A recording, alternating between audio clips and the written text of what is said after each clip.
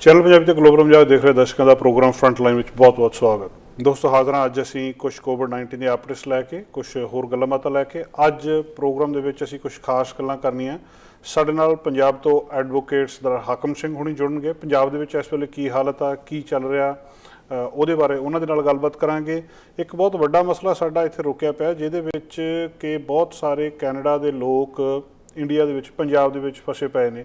ਉਹਨਾਂ ਨੂੰ ਇੱਥੇ ਲਿਆਉਣ ਦੇ ਲਈ ਕੀ ਯਤਨ ਕੀਤੇ ਜਾ ਰਹੇ ਆ, ਕੀ ਉਹ ਸਾਰੇ ਆ ਜਾਣਗੇ, ਕਿੰਨੇ ਕੁ ਆ ਗਏ ਆ, ਕੀ ਇਸ ਵੇਲੇ ਹਾਲਤ ਆ, ਉਹਦੇ ਬਾਰੇ ਸਾਡੇ ਮੈਂਬਰ ਪਾਰਲੀਮੈਂਟ ਸੁਖ ਧਾਲੀਵਾਲ ਜੀ ਉਹਨਾਂ ਦੇ ਨਾਲ ਗੱਲਬਾਤ ਕਰਾਂਗੇ। ਔਰ ਪ੍ਰੋਗਰਾਮ ਦੇ ਆਖਰ ਵਿੱਚ ਡਾਕਟਰ ਪ੍ਰਗਟ ਸਿੰਘ ਭੁਰਜੀ ਸਾਡੇ ਨਾਲ ਹੋਣਗੇ, ਜਿਹੜੇ ਸਾਡੇ ਨਾਲ ਰੋਜ਼ਾਨਾ ਦੀ ਤਰ੍ਹਾਂ ਕੋਵਿਡ-19 ਬਾਰੇ ਅਪਡੇਟਸ ਦੇਣਗੇ, ਦੱਸਣਗੇ ਅੱਜ ਕੀ ਹਾਲਤ ਆ। ਸੋ ਮੋਟੀ ਮੋਟੀ 'ਚ ਗੱਲ ਦੋਸਤੋ, ਜਦੋਂ ਅਸੀਂ ਫਰਾਈਡੇ ਸ਼ੋਅ ਕੀਤਾ ਸੀ ਉਸ ਵੇਲੇ ਵਰਗੀ ਹਾਲਤ ਲਗਭਗ ਅੱਜ ਹੈਗੀ ਆ।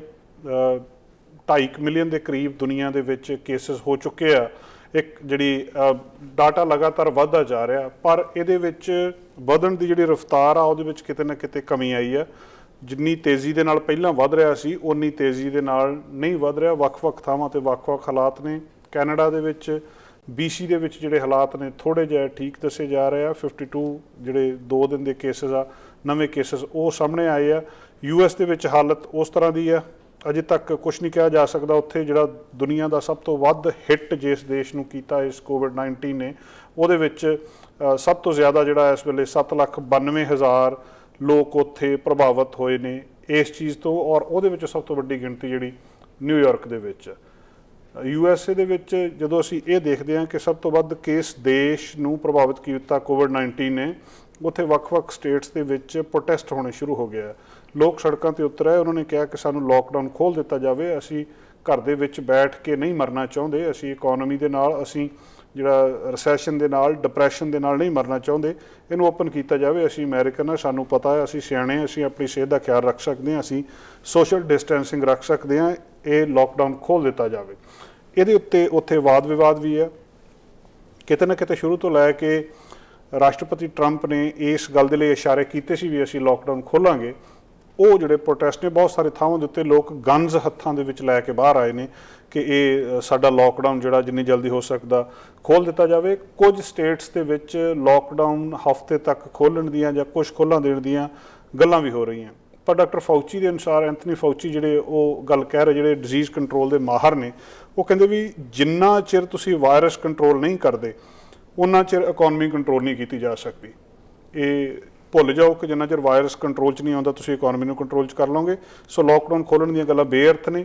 ਪਹਿਲਾਂ ਵਾਇਰਸ ਕੰਟਰੋਲ 'ਚ ਆਉਣਾ ਚਾਹੀਦਾ, ਇਹਦੀ ਵੈਕਸੀਨ ਆਉਣੀ ਚਾਹੀਦੀ ਆ, ਫਿਰ ਕਿਤੇ ਨਾ ਕਿਤੇ ਬਿਲਕੁਲ ਪਹਿਲਾਂ ਵਰਗਾ ਜੀਵਨ ਹੋ ਸਕਦਾ। ਜਿਹੜੀ ਤਰਜ਼ ਜ਼ਿੰਦਗੀ ਆ ਉਹ ਬਦਲੀ ਪਈ ਆ ਇਸ ਵੇਲੇ। ਇਹ ਤੋਂ ਪਹਿਲਾਂ ਕਿ ਅਸੀਂ ਅੱਗੇ ਚੱਲੀਏ, ਮੈਂ ਤੁਹਾਨੂੰ ਜਿਹੜਾ ਕੈਨੇਡਾ ਦੇ ਵਿੱਚ ਜੋ ਇਸ ਵੇਲੇ ਸਥਿਤੀ ਆ ਉਹ ਤੁਹਾਡੇ ਨਾਲ ਸਾਂਝੀ ਕਰਨਾ ਚਾਹੁੰਦੇ ਹਾਂ। 36,200 ਟੋਟਲ ਕੇਸ ਕੈਨੇਡਾ ਦੇ ਵਿੱਚ ਹੈਗਾ। 19,317 ਕੇਸ ਕੁਬੈਕ ਦੇ ਵਿੱਚ ਨੇ। ਓਨਟਾਰੀਓ ਦੇ ਵਿੱਚ 11,000 ਕੇਸ, ਅਲਬਰਟਾ ਦੇ ਵਿੱਚ 2900 ਆ, ਅਤੇ BC ਦੇ ਵਿੱਚ 1600 ਕੇਸ ਆ। ਇਸੇ ਤਰ੍ਹਾਂ ਸਸਕਾਚਪਨ ਦੇ ਵਿੱਚ 317 ਨੇ, ਮੈਨੀਟੋਬਾ ਦੇ ਵਿੱਚ 257 ਕੇਸ ਨੇ। ਇਹ ਇੱਕ ਮੋਟਾ ਜਿਹਾ ਆਈਡੀਆ। ਕੇਸਿਸ ਵੱਧ ਰਹੇ ਨੇ ਪਰ ਅਜੇ ਕਿਹਾ ਜਾ ਰਿਹਾ ਕਿ ਕੰਟਰੋਲ ਦੇ ਵਿੱਚ। BC ਦੇ ਵਿੱਚ ਥੋੜ੍ਹੀ ਜਿਹੀ ਹਾਲਤ ਅੰਡਰ ਕੰਟਰੋਲ ਕਹੀ ਜਾ ਸਕਦੀ ਹੈ, ਪਰ ਜੇਕਰ ਲੋਕਾਂ ਨੇ ਖੁੱਲ੍ਹ ਲੈ ਲਈ, ਇਹਨਾਂ ਸੋਸ਼ਲ ਡਿਸਟੈਂਸਿੰਗ ਦਾ ਖਿਆਲ ਨਾ ਰੱਖਿਆ, ਲੋਕ ਸੜਕਾਂ ਦੇ ਉੱਤੇ ਆਮ ਦੀ ਤਰ੍ਹਾਂ ਆ ਗਏ, ਇਹ ਬਿਮਾਰੀ ਵੱਧ ਸਕਦੀ ਹੈ। ਕਿਤੇ ਨਾ ਕਿਤੇ ਇਹ ਵੀ ਗੱਲ ਕੀਤੀ ਜਾ ਰਹੀ ਹੈ ਕਿ ਜਿਹੜਾ ਦੁਬਾਰਾ ਜਿਹੜੀ ਸੈਕੰਡ ਵੇਵ ਆ ਉਹ ਆ ਸਕਦੀ ਹੈ। ਇੱਕ ਇਹ ਵੀ ਜਿਹੜੀ ਖਾਸ ਤੌਰ ਦੇ ਉੱਤੇ ਗੱਲ ਹੈਗੀ ਹੈ। ਦੁਨੀਆ ਦੇ ਵਿੱਚ ਦੂਜੀ ਗੱਲ ਜਿਹੜੀ ਇਸ ਵੇਲੇ ਸਭ ਤੋਂ ਵੱਡੀ ਹੋ ਰਹੀ ਹੈ, ਚੀਨ ਅਤੇ ਅਮਰੀਕਾ ਦਾ ਇੱਕ ਦੂਜੇ 'ਤੇ ਦੋਸ਼ ਲਾਉਣਾ।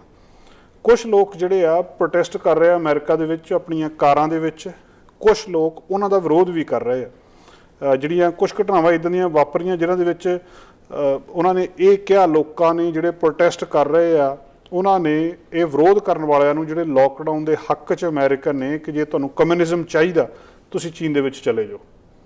ਇੱਕ ਥਾਂ ਦੇ ਉੱਤੇ ਜਿਹੜੀ ਜਦੋਂ ਉਹ ਕਾਰਾਂ ਦੇ ਉੱਤੇ ਰੈਲੀ ਕਰ ਰਿਹਾ ਸੀ, ਉਹ ਇੱਕ ਵਿਅਕਤੀ ਪੂਰੇ ਆਪਣੇ ਮਾਸਕ ਪਾ ਕੇ ਉਹਦੇ ਅੱਗੇ ਆ ਕੇ ਖੜਾ ਹੋ ਗਿਆ ਅਤੇ ਕਾਰ ਦੇ ਵਿੱਚ ਜਿਹੜਾ ਲੋਕਾਂ ਨੇ ਸ਼ਾਊਟ ਕੀਤਾ ਕਿ ਜੇ ਤੁਹਾਨੂੰ ਕਮਿਊਨਿਜ਼ਮ ਚਾਹੀਦਾ ਤੁਸੀਂ ਚੀਨ ਦੇ ਵਿੱਚ ਚਲੇ ਜਾਓ, ਸਾਨੂੰ ਅਮਰੀਕਾ ਦੇ ਵਿੱਚ ਜੀਣ ਦਿਓ। ਡਾਕਟਰ ਐਂਥਨੀ ਫਾਊਚੀ ਇਹਦੇ ਵਿਰੋਧ ਵਿੱਚ ਨੇ ਕਿ ਜਿੰਨਾ ਚਿਰ ਵਾਇਰਸ ਦੀ ਜਿਹੜੀ ਕੰਟਰੋਲ ਨਹੀਂ ਹੁੰਦਾ ਉਹਨਾਂ ਚਿਰ ਕੋਈ ਵੀ ਰਿਕਵਰੀ ਨਹੀਂ ਹੋ ਸਕਦੀ।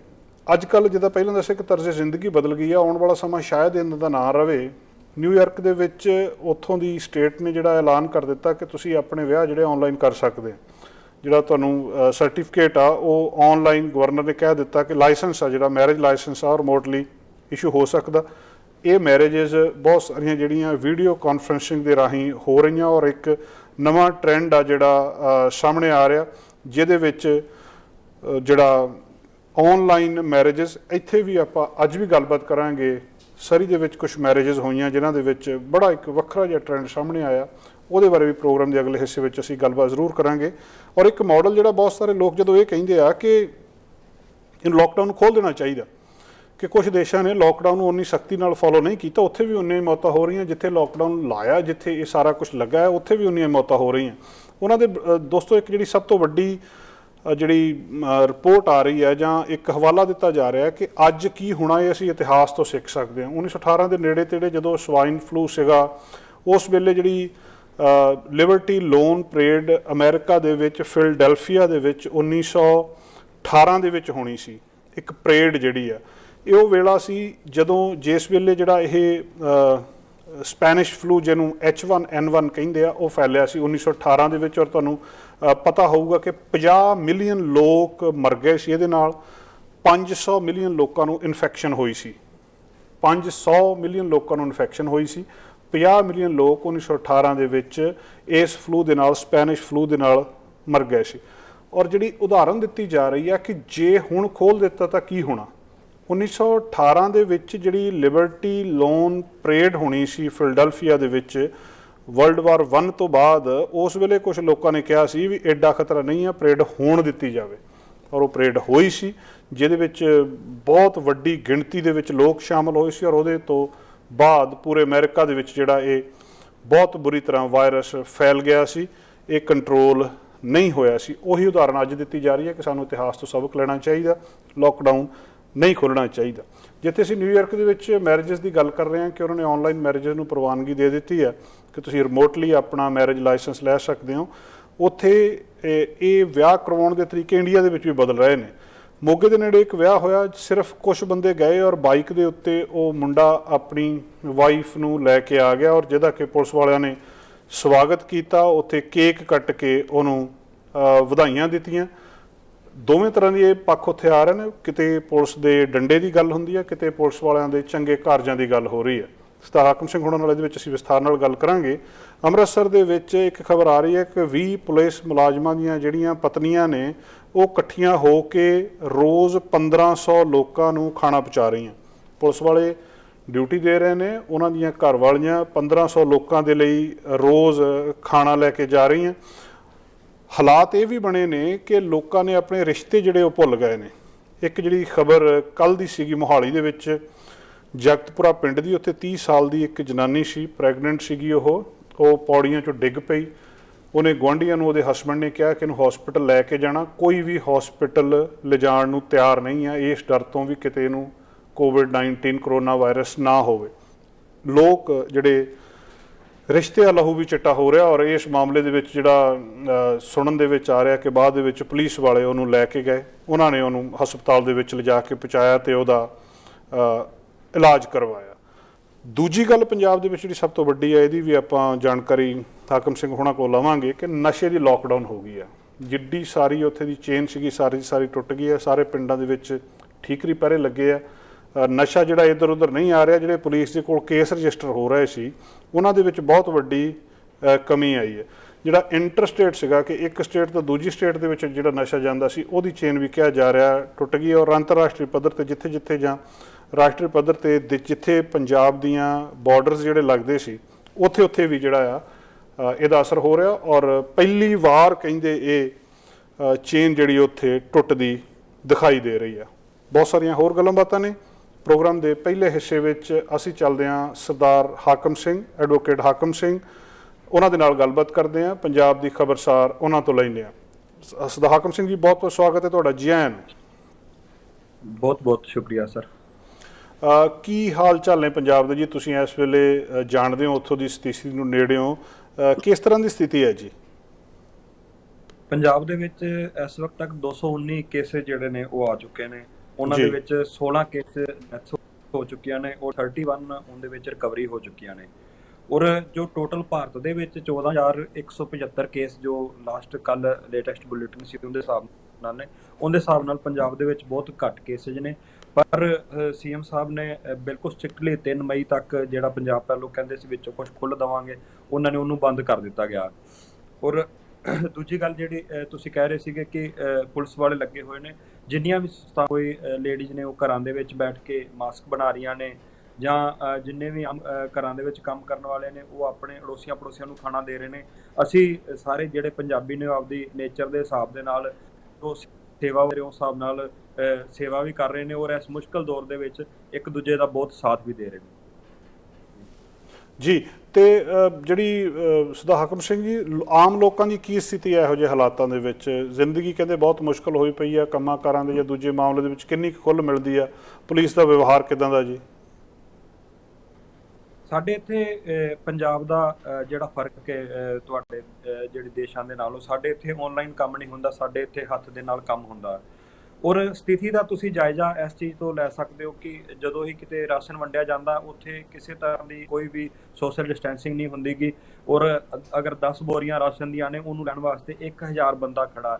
ਕੱਲ ਪਠਾਨਕੋਟ ਦੇ ਵਿੱਚ ਕਰਫਿਊ ਦਾ ਤਾਂ GOD ਆ, ਉਸ ਤੋਂ ਪਹਿਲਾਂ ਨਵਾਂ ਸ਼ਹਿਰ ਦੇ ਵਿੱਚ, ਉਸ ਤੋਂ ਪਹਿਲਾਂ ਲੁਧਿਆਣੇ ਦੇ ਵਿੱਚ ਜਿਹੜੀ ਤੁਸੀਂ ਲੋਕਾਂ ਦੀ ਰਾਸ਼ਨ ਨੂੰ ਲੈ ਕੇ ਭੱਜ ਤੋੜੇ ਉਹਦੇ ਤੋਂ ਬਿਲਕੁਲ ਸਾਫ਼ ਪਤਾ ਲੱਗ ਸਕਦਾ ਕਿ ਲੋਕਾਂ ਦੇ ਅੰਦਰ ਗੁਰਬਤ ਕਿੰਨੀ ਜ਼ਿਆਦਾ ਹੈ, ਲੋਕਾਂ ਨੂੰ ਗਰੀਬੀ ਨੇ ਉਹ ਜਿਹੜੀ ਭੁੱਖ ਹੈ ਉਹ ਕਿੰਨੀ ਜ਼ਿਆਦਾ ਸਤਾ ਰਹੀ ਹੈ। ਜਿਹੜਾ ਇਸ ਵੇਲੇ ਕੋਰਟ ਦਾ ਕੰਮ ਕਿੱਦਾਂ ਚੱਲ ਰਿਹਾ ਜੀ? ਬੰਦ ਆ ਕੋਰਟ? ਸਾਡੇ ਕੋਰਟ ਬਿਲਕੁਲ ਬੰਦ ਨੇ ਔਰ ਚੀਫ ਜਸਟਿਸ ਸਾਹਿਬ ਨੇ ਇੱਕ ਨੋਟੀਫਿਕੇਸ਼ਨ ਜਾਰੀ ਕਰ ਦਿੱਤਾ ਸੀਗਾ ਜਿਹਦੇ ਵਿੱਚ ਕੋਈ ਅਰਜੈਂਟ ਕੇਸਿਜ ਨੇ ਉਹ ਤੁਸੀਂ ਆਨਲਾਈਨ ਫਾਈਲ ਕਰ ਸਕਦੇ ਹੋ ਘਰ ਬੈਠੇ ਇੱਕ PDF ਫਾਈਲ ਬਣਾ ਕੇ। ਔਰ ਅਦਰਵਾਈਜ਼ ਵੈਸੇ ਕੋਰਟ ਜਿਹੜੇ ਆ ਉਹ ਬਿਲਕੁਲ ਬੰਦ ਨੇ।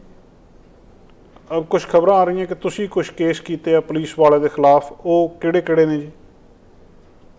ਹਾਂਜੀ, ਅਸੀਂ ਸਭ ਤੋਂ ਪਹਿਲਾਂ ਇੱਕ ਜਿਹੜੀ ਅੰਮ੍ਰਿਤਸਰ ਦੇ ਵਿੱਚ ਇੱਕ ਆਪਦੇ ਗਰਭਵਤੀ ਪਤਨੀ ਨੂੰ ਲੈ ਕੇ ਜਾ ਰਿਹਾ ਸੀ, ਲੇਕਿਨ ਪੁਲਿਸ ਵਾਲੇ ਨੇ ਉਹਨੂੰ ਬੇਟ ਸੁਣਾਰ ਦਿੱਤੇ, ਉਹਦਾ ਨੱਕ ਤੋੜ ਦਿੱਤਾ। ਉਸ ਤੋਂ ਬਿਨਾਂ ਇੱਕ ਕੋਈ ਰਾਸ਼ਨ ਲੈ ਕੇ ਜਾ ਰਿਹਾ ਸੀਗਾ, ਉਹਦੇ ਉੱਤੇ ਜ਼ੁਲਮ ਹੋਇਆ। ਉਸ ਤੋਂ ਬਿਨਾਂ ਇੱਕ ਨਾਬਾਲਿਗ ਬੱਚੇ ਜਿਹੜੇ ਸੀਗੇ ਉਹਨਾਂ ਦੇ ਉੱਤੇ ਜ਼ੁਲਮ ਹੋਇਆ, ਪੁਲਿਸ ਨੇ ਤਸ਼ੱਦਦ ਕੀਤਾ, ਗੰਦੀਆਂ ਗਾਲਾਂ ਕੱਢੀਆਂ, ਉਹਨਾਂ ਨੂੰ ਡੰਡਿਆਂ ਦੇ ਨਾਲ ਕੁੱਟਿਆ। ਅਸੀਂ ਉਹ ਸਾਰੀ ਲਿਸਟ ਬਣਾ ਕੇ ਜਿੰਦੇ ਵਿੱਚ 10-15 ਇੰਸੀਡੈਂਟ ਸੀਗੇ, ਅਸੀਂ ਉਹਦੇ ਵਾਸਤੇ ਚੀਫ ਜਸਟਿਸ ਨੂੰ, CM ਸਾਹਿਬ ਨੂੰ, ਇਹਨਾਂ ਸਾਰਿਆਂ ਨੂੰ ਲਿਖਿਆ ਕਿ ਇਹ ਜਿਹੜੇ ਪੁਲਿਸ ਵਾਲੇ ਨੇ ਲੋਕਡਾਊਨ ਦੇ ਵਿੱਚ ਜਿਹੜੇ ਇਨਸਾਨੀ ਜਿਹੜੇ ਮੁੱਲ ਨੇ ਉਹਨਾਂ ਦੇ ਉੱਤੇ ਅਤੇ ਕਾਨੂੰਨ ਦੇ ਹਿਸਾਬ ਨਾਲ ਇਹ ਕੰਮ ਨਹੀਂ ਕਰ ਰਹੇ। ਸੋ ਉਸ ਤੋਂ ਬਾਅਦ ਉਹਦਾ ਨਤੀਜਾ ਆਇਆ ਕਿ CM ਸਾਹਿਬ ਨੇ ਆਪਦੇ ਅਫਸਰ ਦੀ ਮੀਟਿੰਗ ਬੁਲਾ ਕੇ ਔਰ ਉਹਨਾਂ ਨੇ ਆਪਦੇ ਟਵਿੱਟਰ ਅਕਾਊਂਟ ਔਰ ਫੇਸਬੁੱਕ ਅਕਾਊਂਟ ਦੇ ਉੱਤੋਂ ਘੋਸ਼ਣਾ ਕੀਤੀ ਕਿ ਜਿਹੜੀ ਪੁਲਿਸ ਹੈ ਉਹਨੂੰ ਗੈਰ ਮਨੁੱਖੀ ਜੋ ਰਵੱਈਆ ਉਹ ਨਹੀਂ ਅਪਣਾਉਣਾ ਚਾਹੀਦਾਗਾ, ਉਹਨੂੰ ਮਨੁੱਖੀ ਰਵੱਈਆ ਅਪਣਾਉਣਾ ਚਾਹੀਦਾ। ਉਸ ਤੋਂ ਬਾਅਦ ਜਦੋਂ ਭਾਈ ਨਿਰਮਲ ਸਿੰਘ ਦੇ ਸੰਸਕਾਰ ਨੂੰ ਲੈ ਕੇ ਜਦੋਂ ਉਹਨਾਂ ਦੇ ਪਿੰਡ ਵਾਲੇ ਰੋਕ ਰਹੇ ਸੀਗੇ, ਉਸ ਤੋਂ ਬਾਅਦ ਜਿਹੜਾ ਉੱਥੋਂ ਦਾ ਲੋਕਲ MC ਜੋ ਆਪਣੇ ਆਪ ਨੂੰ ਕਲੇਮ ਕਰਦੇ ਅਸਲ ਸਰਕਾਰੀ ਟੀਚਰ ਸੀਗਾ, ਅਸੀਂ ਉਹਦੇ ਖਿਲਾਫ ਡਿਸਕ੍ਰਿਮੀਨੇਸ਼ਨ ਕਰਨ ਦੇ ਵਾਸਤੇ ਅਸੀਂ ਉਹਨਾਂ ਨੂੰ ਲਿਖਿਆ, ਉਹਨਾਂ ਦੇ FIR ਦੀ ਮੰਗ ਕੀਤੀ। ਸੋ ਉਸ ਤੋਂ ਬਾਅਦ ਅਸੀਂ ਉਸ ਨੂੰ ਸਸਪੈਂਡ ਵੀ ਕਰਵਾਇਆ, ਠੀਕ ਹੈ। ਔਰ ਉਸ ਤੋਂ ਬਾਅਦ ਕਈ ਜਿਹੜੀਆਂ ਪੰਜਾਬ ਦੇ ਵਿੱਚ ਘਟਨਾਵਾਂ ਹੋ ਰਹੀਆਂ ਜਿਵੇਂ ਸਾਡੇ ਸਾਹਮਣੇ ਆ ਰਹੀਆਂ ਨੇ, ਚਾਹੇ ਉਹ ਪਟਿਆਲਾ ਦੇ ਵਿੱਚ ਖੁਦਕੁਸ਼ੀ ਮਾਮਲਾ ਹੈ ਜਾਂ ਲੁਧਿਆਣੇ ਦੇ ਵਿੱਚ ਇੱਕ ਖੁਦਕੁਸ਼ੀ ਮਾਮਲਾ ਹੈ, ਅਸੀਂ ਉਹਨਾਂ ਦੇ ਵਿੱਚ ਵੀ ਜਿਹੜੇ ਆਪਦੇ ਵੱਲੋਂ ਮੰਗ ਪੱਤਰ ਨੇ ਉਹ ਅਸੀਂ ਦੇ ਰਹੇ ਹਾਂ ਕਿ ਉਹਨਾਂ ਦੇ ਉੱਤੇ ਇੱਕ ਦੋਸ਼ੀਆਂ ਉੱਤੇ ਕਾਰਵਾਈ ਹੋਏ। ਅਗਰ ਦੋਸ਼ੀਆਂ ਦੇ ਉੱਤੇ ਕਾਰਵਾਈ ਨਹੀਂ ਹੁੰਦੀਗੀ ਫਿਰ ਅਸੀਂ ਉਹਨਾਂ ਮੰਗ ਪੱਤਰਾਂ ਨੂੰ ਹੀ ਆਪਦਾ ਬੇਸ ਬਣਾ ਕੇ ਅਸੀਂ ਹਾਈ ਕੋਰਟ ਕੇਸ ਫਾਈਲ ਕਰਾਂਗੇ। ਲੋਕ ਕਿੱਦਾਂ ਰਿਐਕਟ ਕਰ ਰਹੇ ਨੇ ਜੀ? ਪੰਜਾਬ ਦੇ ਲੋਕਾਂ ਦਾ ਰਿਐਕਸ਼ਨ ਕੀ ਹੈ ਇਹ ਸਾਰੇ ਕੁਝ ਲਈ? ਪੰਜਾਬ ਦੇ ਲੋਕ ਖੁੱਲੇ ਘੁੰਮਣ ਵਾਲੇ ਲੋਕ ਨੇ, ਮਤਲਬ ਕਦੀ ਅੱਜ ਤੱਕ ਇਦਾਂ ਦਾ ਲੋਕਡਾਊਨ ਦੇਖਿਆ ਨਹੀਂ ਹੈਗਾ। ਸੋ ਪੰਜਾਬ ਦੇ ਲੋਕ ਸਿਆਣੇ ਨੇ, ਕੋਆਪਰੇਟ ਵੀ ਕਰ ਰਹੇ ਨੇ, ਬਟ ਉਹ ਇਹ ਜ਼ਰੂਰ ਕਹਿ ਰਹੇ ਨੇ ਕਿ ਜਿਹੜੀ ਸਰਕਾਰ ਜਿਹਨੂੰ ਸਾਡੇ ਅਗਰ ਅਸੀਂ ਸਰਕਾਰ ਨੂੰ ਟੈਕਸਿਸ ਦਿੰਦੇ ਹਾਂ ਜਾਂ ਅਸੀਂ ਸਰਕਾਰ ਨੂੰ ਅੱਜ ਤੱਕ ਫਸਲਾਂ ਦਿੱਤੀਆਂ ਨੇ ਪਿਛਲੇ 70 ਸਾਲਾਂ ਤੋਂ, ਜਦੋਂ ਹੁਣ ਸਾਡੀ ਵਾਰੀ ਆਈ ਹੈ ਤਾਂ ਸਰਕਾਰ ਨੂੰ ਵੀ ਸਾਡੇ ਨਾਲ ਸਹਿਯੋਗ ਕਰਨਾ ਚਾਹੀਦਾ। ਸਰ ਨੇ ਕੀ ਕੀਤਾ ਜੀ, ਮਤਲਬ ਸਹਿਯੋਗ ਕਰਨ ਤੋਂ ਪਹਿਲਾਂ ਆਪਦਾ ਅਕਾਊਂਟ ਨੰਬਰ ਦੇਤਾ ਕਿ ਤੁਸੀਂ ਸਾਨੂੰ ਪੈਸੇ ਪਵਾਓ। ਉਸ ਗੱਲ ਤੋਂ ਲੋਕ ਜਿਹੜੇ ਨੇ ਉਹ ਜ਼ਿਆਦਾ ਨਾਰਾਜ਼ ਨੇ। ਔਰ ਤੁਸੀਂ ਦੇਖ ਵੀ ਲਿਆ ਹੋਣਾ ਕਿ ਹੁਣ ਕੱਲ ਤੱਕ ਨਾ ਫੰਡ ਵੀ ਜਿਹੜਾ ਬਹੁਤ ਜ਼ਿਆਦਾ ਇਕੱਠਾ ਨਹੀਂ ਹੋਇਆ। ਔਰ ਈਵਨ ਜੋ ਸੈਂਟਰ ਤੋਂ ਫੰਡ ਆਇਆ ਉਹ ਹਰਸਿਮਰਤ ਕੌਰ ਬਾਦਲ ਜੀ ਨੇ ਕਿਹਾ ਸੈਂਟਰ ਦਾ, ਇਹਨਾਂ ਨੇ ਕਿਹਾ ਕਿ ਸਾਨੂੰ ਫੰਡ ਨਹੀਂ ਆਇਆ, ਉਹ ਵੀ ਕੋਈ 1000 ਕਰੋੜ ਰੁਪਏ ਦੇ ਰਾਸ਼ੀ ਹੈ ਕੋਈ, ਮੈਂ ਉਹਦੇ ਤੋਂ ਜ਼ਿਆਦਾ ਕਨਫਰਮ ਨਹੀਂ। ਉਹਦੇ ਵਾਸਤੇ ਵੀ ਜਿਹੜਾ ਇਹਨਾਂ ਦਾ ਆਪਸ ਦੇ ਵਿੱਚ ਤੂੰ ਹੈ ਔਰ ਜਿਹੜੇ ਪੰਜਾਬ ਦੇ ਲੋਕ ਨੇ ਉਹ ਕੋਆਪਰੇਟ ਕਰਨਾ ਚਾਹੁੰਦੇ ਨੇ, ਪਰ ਉਹ ਚਾਹੁੰਦੇ ਨੇ ਕਿ ਜਿਹੜਾ ਸਾਡਾ ਬੇਸਿਕ ਸੁਵਿਧਾਵਾਂ ਨੇ, ਜਿਵੇਂ ਸਾਡੇ ਕੋਈ ਬਿਜਲੀ ਦੇ ਬਿੱਲ ਨੇ ਜਾਂ ਸਾਡੇ ਕੋਈ ਹੋਰ ਖਰਚੇ, ਉਹਨਾਂ ਨੂੰ ਕੋਈ ਮਾਫ ਕੀਤਾ ਜਾਏ ਜਾਂ ਕੁਝ ਕੀਤਾ ਜਾਏ, ਉਹਦੇ ਬਾਰੇ ਹਾਲੇ ਤੱਕ ਕੋਈ ਠੋਸ ਬਿਆਨ ਨਹੀਂ ਆਇਆ ਜੀ। ਲੋਕਾਂ ਦੇ ਅਕਾਊਂਟ ਦੇ ਵਿੱਚ ਕੁਝ ਪੈਸੇ ਆਏ, ਕਹਿੰਦੇ ਸੀ 1000 ਜਾਂ 2-2000 ਆ ਰਿਹਾ ਜੀ। ਹਾਂ, ਜਿਨ੍ਹਾਂ ਲੋਕਾਂ ਨੇ ਇਹ ਸੈਂਟਰ ਦੇ ਵੱਲੋਂ ਆਏ ਨੇ, ਸੈਂਟਰ ਸਰਕਾਰ ਦੇ ਵੱਲੋਂ 500 ਰੁਪਏ ਆਏ ਨੇ ਜਿਹੜੇ ਜਨਧਨ ਖਾਤੇ ਨੇ ਉਹਨਾਂ ਦੇ ਵਿੱਚ, ਔਰ ਜਿਹੜੇ ਲੋਕਾਂ ਨੇ ਬੇਰੁਜ਼ਗਾਰ ਮਜ਼ਦੂਰੀ ਦੇ ਵਿੱਚ ਰਜਿਸਟਰਡ ਕਰਵਾ ਰੱਖਿਆ ਸੀਗਾ ਉਹਨਾਂ ਦੇ ਵਿੱਚ 3-3000 ਰੁਪਏ ਦੇ ਕਰੀਬ ਜੋ ਮੇਰੇ ਹਿਸਾਬ ਨਾਲ ਆਏ ਨੇ। ਲੇਕਿਨ ਉਹ 500 ਰੁਪਏ ਨੂੰ ਲੈਣ ਵਾਸਤੇ ਜਦੋਂ ਤੁਸੀਂ ਬੈਂਕ ਦੇ ਵਿੱਚ ਦੇਖਦੇ ਹੋ, ਉੱਥੇ ਕਿਸੇ ਤਰ੍ਹਾਂ ਦੀ ਕੋਈ ਸੋਸ਼ਲ ਡਿਸਟੈਂਸਿੰਗ ਨਹੀਂ ਰਹਿੰਦੀ ਗੀ। ਉੱਥੇ ਦੇ ਵਿੱਚ 500 ਰੁਪਈਆ ਲੈਣ ਵਾਸਤੇ ਹਜ਼ਾਰ ਬੰਦੇ ਦੀ ਜਿਹੜੀ ਨਾ ਉਹ ਭੀੜ ਲੱਗੀ ਹੋਈ ਹੈ ਜੀ। ਤੇ ਤੁਹਾਨੂੰ ਕੀ ਲੱਗਦਾ ਜੀ, ਲੋਕਡਾਊਨ ਤੋਂ ਬਿਨਾਂ ਕੋਈ ਹੱਲ ਸੀਗਾ ਜਾਂ ਇਹ ਲੋਕਡਾਊਨ ਬਿਹਤਰ ਹੋ ਸਕਦਾ ਸੀ? ਲੋਕਡਾਊਨ ਤੋਂ ਮੈਨੂੰ ਇਹ ਜਾਪਦਾ ਕਿ ਲੋਕਡਾਊਨ ਤੋਂ ਬਿਨਾਂ ਇਸ ਦਾ ਕੋਈ ਹੱਲ ਨਹੀਂ ਹੈ। ਜਿੰਨੀ ਦੇਰ ਤੱਕ ਇਹਨੂੰ ਆਪਾਂ ਹਿਊਮਨ ਸਪਰੈਡ ਹੋਣ ਤੋਂ ਨਹੀਂ ਰੋਕ ਸਕਦੇ, ਕਿ ਜਿੰਨੀ ਦੇਰ ਤੱਕ ਆਪਾਂ ਡਿਸਟੈਂਸ ਕਾਇਮ ਨਹੀਂ ਰੱਖ ਸਕਦੇ, ਕਿ ਇਹ ਵਾਇਰਸ ਨਹੀਂ ਰੋਕ ਸਕਦਾ। ਲੇਕਿਨ ਸਰਕਾਰ ਨੂੰ ਇਸ ਦੇ ਨਾਲ ਜਿਹੜੇ ਲੋਕ ਘਰਾਂ 'ਚ ਬੈਠੇ ਨੇ, ਉਹ ਜਿਹੜਾ ਮੀਡੀਅਮ ਕਲਾਸ ਲੋਕ ਨੇ ਜਾਂ ਜਿਹੜੇ ਲੋਅਰ ਕਲਾਸ ਲੋਕ ਨੇ, ਉਹ ਵਿਚਾਰੇ ਆਪਦਾ ਜੀਵਨ ਜਾਪਣ ਕਿਵੇਂ ਕਰਨ, ਉਹ ਆਪਦੇ ਖਰਚੇ ਕਿਵੇਂ ਚਲਾਉਣ। ਇੱਥੇ ਤਾਂ ਸਾਰਾ ਦਿਨ ਅਗਰ ਇੱਕ ਮਜ਼ਦੂਰ ਕੰਮ ਕਰਦਾ ਤਾਂ ਜਾ ਕੇ ਉਹਦੇ ਸ਼ਾਮ ਦਾ ਟੁੱਕਰ ਜਿਹੜਾ ਉਹਨੂੰ ਜੁੜਦਾ। ਸੋ ਔਰ ਸਰਕਾਰ ਨੂੰ ਉਹਨਾਂ ਦੇ ਬਾਰੇ ਵੀ ਸੋਚਣਾ ਚਾਹੀਦਾ ਸੀਗਾ ਕਿ ਜਿਹੜਾ ਅਗਰ ਆਪਾਂ ਕਿਸੇ ਨੂੰ 1 ਮਹੀਨਾ ਬਿਠਾ ਦਿੰਦੇ ਹਾਂ ਤੇ ਉਹਦੇ ਜਿਹੜੇ ਖਰਚੇ ਜਾਂ ਜਿਹੜਾ ਉਹਦਾ ਘਰ ਹੈ ਉਹ ਗ੍ਰਸਤੀ ਵੀ ਅਗਰ ਤਰੀਕੇ ਨਾਲ ਚੱਲਦੀ ਤੇ ਇਹ ਲੋਕਡਾਊਨ ਹੋਰ ਜ਼ਿਆਦਾ ਕਾਮਯਾਬ ਜਿਹੜਾ ਹੋ ਸਕਦਾ ਸੀ ਜੀ। ਸਰਦਾਰ ਹਾਕਮ ਸਿੰਘ ਜੀ, ਕੋਈ ਹੋਰ ਗੱਲਬਾਤ ਜਿਹੜੀ ਤੁਸੀਂ ਅਪਡੇਟ ਕਰਨਾ ਚਾਹੋ, ਪੰਜਾਬ ਦੀ ਸਥਿਤੀ ਜਿਹੜੀ ਸਾਡੇ ਕੈਨੇਡਾ ਦੇ ਵਿੱਚ ਤੁਸੀਂ ਵੀ ਆ ਕੇ ਗਏ ਹੋ, ਸਰੀ ਦੇ ਵਿੱਚ ਦੇਖ ਕੇ ਗਏ ਹੋ, ਕੋਈ ਜਿਹੜੇ ਇੱਥੋਂ ਦੇ ਲੋਕਾਂ ਨੂੰ ਜਾਣਕਾਰੀ ਸਿੱਧੀ ਦੇਣੀ ਚਾਹੋ ਜੀ? ਹਾਂ, ਪੰਜਾਬ ਦੇ ਵਿੱਚ ਜੋ ਹਾਲਾਤ ਹੁਣ ਜਿਹੜੇ ਕੈਨੇਡਾ ਦੇ ਲੋਕ ਫਸੇ ਹੋਏ ਨੇ, ਉਹਨਾਂ ਨੂੰ ਮੇਰਾ ਇਹ ਸੰਦੇਸ਼ ਹੈ ਕਿ ਪੈਨਿਕ ਹੋਣ ਦੀ ਲੋੜ ਨਹੀਂ ਹੈ। ਤੇ ਇਹ ਤੁਹਾਡਾ ਪੰਜਾਬ ਹੈ, ਕੁਛ ਥੋੜ੍ਹੇ ਦਿਨ ਤੁਸੀਂ ਜਦੋਂ ਹਾਲਾਤ ਠੀਕ ਹੋ ਜਾਣਗੇ ਉਸ ਤੋਂ ਬਾਅਦ ਤੁਸੀਂ ਚਲੇ ਜਾਓਗੇ। ਮੈਨੂੰ ਇਹ ਲੱਗ ਰਿਹਾ ਕਿ ਉਹ ਮੈਂ ਡੇਲੀ ਅਸੀਂ ਜਿਵੇਂ ਸੋਸ਼ਲ ਮੀਡੀਆ ਉੱਤੇ ਦੇਖ ਰਿਹਾ, ਜਿਹੜੇ ਲੋਕ ਕੈਨੇਡਾ ਤੋਂ ਇੱਥੇ ਆਏ ਹੋਏ ਨੇ ਉਹ ਬਹੁਤ ਜ਼ਿਆਦਾ ਪਰੇਸ਼ਾਨ ਨੇ। ਸੋ ਉਹਨਾਂ ਨੂੰ ਪਰੇਸ਼ਾਨੀ ਲੈਣ ਦੀ ਲੋੜ ਨਹੀਂ। ਅਗਰ ਕਿਸੇ ਤਰ੍ਹਾਂ ਦੀ ਵੀ ਅਗਰ ਉਹਨਾਂ ਨੂੰ ਕੋਈ ਦਿੱਕਤ ਹੈ ਤਾਂ ਜਿਹੜੀ ਸਮਾਜ ਸੇਵੀ ਸੰਸਥਾਵਾਂ ਨੇ ਉਹਨਾਂ ਦੇ ਨਾਲ ਉਹ ਆਪਦਾ ਸੰਪਰਕ ਕਰ ਸਕਦੇ ਨੇ, ਔਰ ਬੇਹਿਚਕ ਔਰ ਮਤਲਬ ਬੜੇ ਬੇਫਿਕਰ ਹੋ ਕੇ ਪੰਜਾਬ ਦੇ ਵਿੱਚ ਕੁਝ ਥੋੜ੍ਹਾ ਸਮਾਂ ਹੋਰ ਕੱਢ ਕੇ, ਔਰ ਮੈਨੂੰ ਬੜੀ ਉਮੀਦ ਹੈ ਕਿ 3 ਮਈ ਤੋਂ ਬਾਅਦ ਜਿਹੜੀਆਂ ਨੇ ਉਹਨਾਂ ਦੀਆਂ ਉਡਾਨਾਂ ਜਿਹੜੀਆਂ ਨਾ ਉਹ ਸਟਾਰਟ ਹੋ ਜਾਣਗੀਆਂ ਜੀ। ਸਰਦਾਰ ਹਾਕਮ ਸਿੰਘ ਜੀ, ਤੁਸੀਂ ਅੱਜ ਸਮਾਂ ਕੱਢਿਆ, ਸਾਡੇ ਨਾਲ ਗੱਲਬਾਤ ਕੀਤੀ, ਬਹੁਤ ਬਹੁਤ ਸ਼ੁਕਰੀਆ ਜੀ। Thank you very much. Thank you very much. ਦੋਸਤੋ, ਇਹ ਸਨ advocate Hakam Singh ji, Punjab Haryana high court ਦੇ ਵਿੱਚ। ਇਹ ਬੜੇ ਚੰਗੇ ਐਕਟਿਵਿਸਟ ਵੀ ਨੇ ਉੱਥੇ। ਤੁਹਾਨੂੰ ਯਾਦ ਹੋਊਗਾ ਇੱਕ ਮੌੜ ਮੰਡੀ ਦੇ ਵਿੱਚ ਡਾਂਸ ਕਰਨ ਵਾਲੀ ਕੁੜੀ ਦੇ ਸਿਰ 'ਚ ਗੋਲੀ ਮਾਰ ਕੇ ਉਹਨੂੰ ਮਾਰ ਦਿੱਤਾ ਗਿਆ ਸੀ, ਔਰ ਉਹਦੀ ਪੁੱਛ ਪੜਤਾਲ ਨਹੀਂ ਸੀ ਹੋ ਰਹੀ ਵਿਆਹ ਦੇ ਵਿੱਚ, ਇੱਕ ਮੈਰਿਜ ਪੈਲੇਸ ਦੇ ਵਿੱਚ। ਉਸ ਕੁੜੀ ਦਾ ਕੇਸ ਵੀ ਇਹਨਾਂ ਨੇ ਇਹ ਲੜ ਰਹੇ ਆ। ਬਹੁਤ ਸਾਰੇ ਲੋਕ ਜਿਨ੍ਹਾਂ ਦੇ ਕੇਸ ਕੋਈ ਨਹੀਂ ਲੜਦਾ, ਉਹ ਐਡਵੋਕੇਟ ਹਾਕਮ ਸਿੰਘ ਇਹ ਕੇਸ ਲੜਦੇ ਆ। ਬਹੁਤ ਸਾਰੇ ਕੰਟਰੋਵਰਸ਼ੀਅਲ ਵੀ ਹੁੰਦੇ ਆ, ਜਿਵੇਂ ਹੁਣ ਮਸਲਨ ਪੰਜਾਬ ਪੁਲਿਸ ਜੇ ਕਿਤੇ ਧੱਕਾ ਕਰ ਰਹੀ ਆ ਤਾਂ ਉਹਨਾਂ ਦੇ ਖਿਲਾਫ ਜਿਹੜਾ ਕੇਸ ਕਰਨਾ ਅਤੇ ਉਹ ਕੇਸ ਲੜਨਾ, ਇਹ ਵੀ ਇਹਨਾਂ ਦੇ ਜਿਹੜੀਆਂ ਕੁਛ ਕੁ ਜਿਹੜੇ ਇਹਨਾਂ ਦੇ ਜਿਹੜੇ ਮਨੁੱਖੀ ਅਧਿਕਾਰਾਂ ਦੇ ਲਈ ਲੜਨ ਦੇ ਕੰਮ ਨੇ ਉਹਨਾਂ ਦੇ ਵਿੱਚ ਸ਼ਾਮਲ ਆ। ਸਰਦਾਰ ਹਾਕਮ ਸਿੰਘ ਹੁਣੀ ਗੱਲਬਾਤ ਕੀਤੀ ਕਿ ਪੰਜਾਬ ਦੇ ਵਿੱਚ ਜਿਹੜੇ NRIs ਆਏ ਨੇ ਉਹਨਾਂ ਨੂੰ ਘਬਰਾਉਣ ਦੀ ਲੋੜ ਨਹੀਂ, ਉਹ ਥੋੜ੍ਹੇ ਦਿਨ ਹੋਰ ਰਹੋ, ਤੁਹਾਡਾ ਹੀ ਪੰਜਾਬ ਆ, ਤੁਸੀਂ ਠੀਕ ਠਾਕ ਵਾਪਸ ਚਲੇ ਜਾਣਾ। ਕੈਨੇਡਾ ਦੀ ਸਰਕਾਰ ਵੀ ਇਹਦੇ ਲਈ ਪੂਰੇ ਯਤਨ ਕਰ ਰਹੀ ਹੈ। ਸਾਡੇ ਮੈਂਬਰ ਪਾਰਲੀਮੈਂਟ ਸੁਖ ਧਾਲੀਵਾਲ ਜੀ, ਉਹਨਾਂ ਦੇ ਨਾਲ ਅਸੀਂ ਗੱਲਬਾਤ ਕਰਦੇ ਹਾਂ ਕਿ ਕੀ ਸਰਕਾਰ ਦੀਆਂ ਅਪਡੇਟਸ ਨੇ। ਸੁਖ ਧਾਲੀਵਾਲ ਜੀ, ਬਹੁਤ ਬਹੁਤ ਸਵਾਗਤ ਹੈ ਜੀ, ਜੀ ਆਇਆਂ ਨੂੰ। ਧੰਨਵਾਦ ਜਸਕਰਨ ਜੀ, ਮੇਰੇ ਵੱਲੋਂ ਤੁਹਾਨੂੰ ਤੇ ਚੈਨਲ ਪੰਜਾਬੀ ਦੇ ਸਮੂਹ ਦਰਸ਼ਕਾਂ ਨੂੰ ਬਹੁਤ ਪਿਆਰ ਭਰੀ ਸਤਿ ਸ੍ਰੀ ਅਕਾਲ ਜੀ। ਸਤਿ ਸ਼੍ਰੀ ਅਕਾਲ ਜੀ। ਧਾਲੀਵਾਲ ਸਾਹਿਬ, ਇਸ ਵੇਲੇ ਲੋਕ ਜਿਹੜੇ ਆ ਉਹ ਥੋੜ੍ਹੇ ਜਿਹੇ ਪੰਜਾਬ ਦੇ ਵਿੱਚ ਚਿੰਤਾ ਕਰ ਰਹੇ ਆ, ਕਿੱਥੇ ਕੁ ਯਤਨ ਪਹੁੰਚੇ ਨੇ ਜਾਂ ਕਿੰਨੇ ਕੁ ਬੰਦੇ ਆ ਰਹੇ ਨੇ, ਆਉਣ ਵਾਲੇ ਸਮੇਂ ਦੇ ਵਿੱਚ ਕੀ ਪਲਾਨ ਆ ਸਰਕਾਰ ਦਾ ਜੀ? ਦੇਖੋ, ਚਿੰਤਤ ਹੋਣ ਦੀ ਨਹੀਂ, ਉਹਨਾਂ ਨੂੰ ਹੌਸਲਾ ਰੱਖਣ ਦੀ ਗੱਲ ਹੈ। ਮੈਂ ਆਪਣੇ ਮਾਮ ਦੇ ਨਾਲ ਵੀ ਜੇ ਦੇਖਿਆ ਜਾਵੇ ਤੇ ਸਾਡੇ ਪਿੰਡ ਦੇ ਵਿੱਚ ਇੱਕ ਕੇਸ ਹੁਣ ਕਹਿੰਦੇ ਸੀਗੇ ਵੀ ਸਸਪੈਕਟਡ ਕੇਸ ਹੈਗਾ ਕਰੋਨਾ ਵਾਇਰਸ ਦਾ, ਠੀਕ ਹੈ ਨਾ। ਔਰ ਮੈਂ ਉਹਨਾਂ ਨੂੰ ਵੀ ਕਿਹਾ ਵੀ ਤੁਸੀਂ ਹੌਸਲੇ 'ਚ ਰਹੋ, ਬੜੇ ਹੌਸਲੇ 'ਚ ਆ। ਤੇ ਮੈਂ ਸਾਰੇ ਹੀ ਜਿੰਨੇ ਕੈਨੇਡੀਅਨਸ ਆ ਮੇਰੇ ਲਈ ਸਾਰੇ ਇੱਕੋ ਜਿਹੇ ਨੇ। ਮੈਂ ਉਹਨਾਂ ਨੂੰ ਸਭ ਨੂੰ ਇਹੀ ਕਹਿਣਾ, ਪਹਿਲਾਂ ਹੌਸਲੇ 'ਚ ਰਹੋ, ਕਿਉਂਕਿ ਗੌਰਮੈਂਟ ਹਰ ਸੰਭਵ ਯਤਨ ਜਿਹੜਾ ਵਾ ਉਹਨਾਂ ਨੂੰ ਇੱਥੇ ਲਿਆਉਣ ਵਾਸਤੇ ਕਰਦੀ ਆ।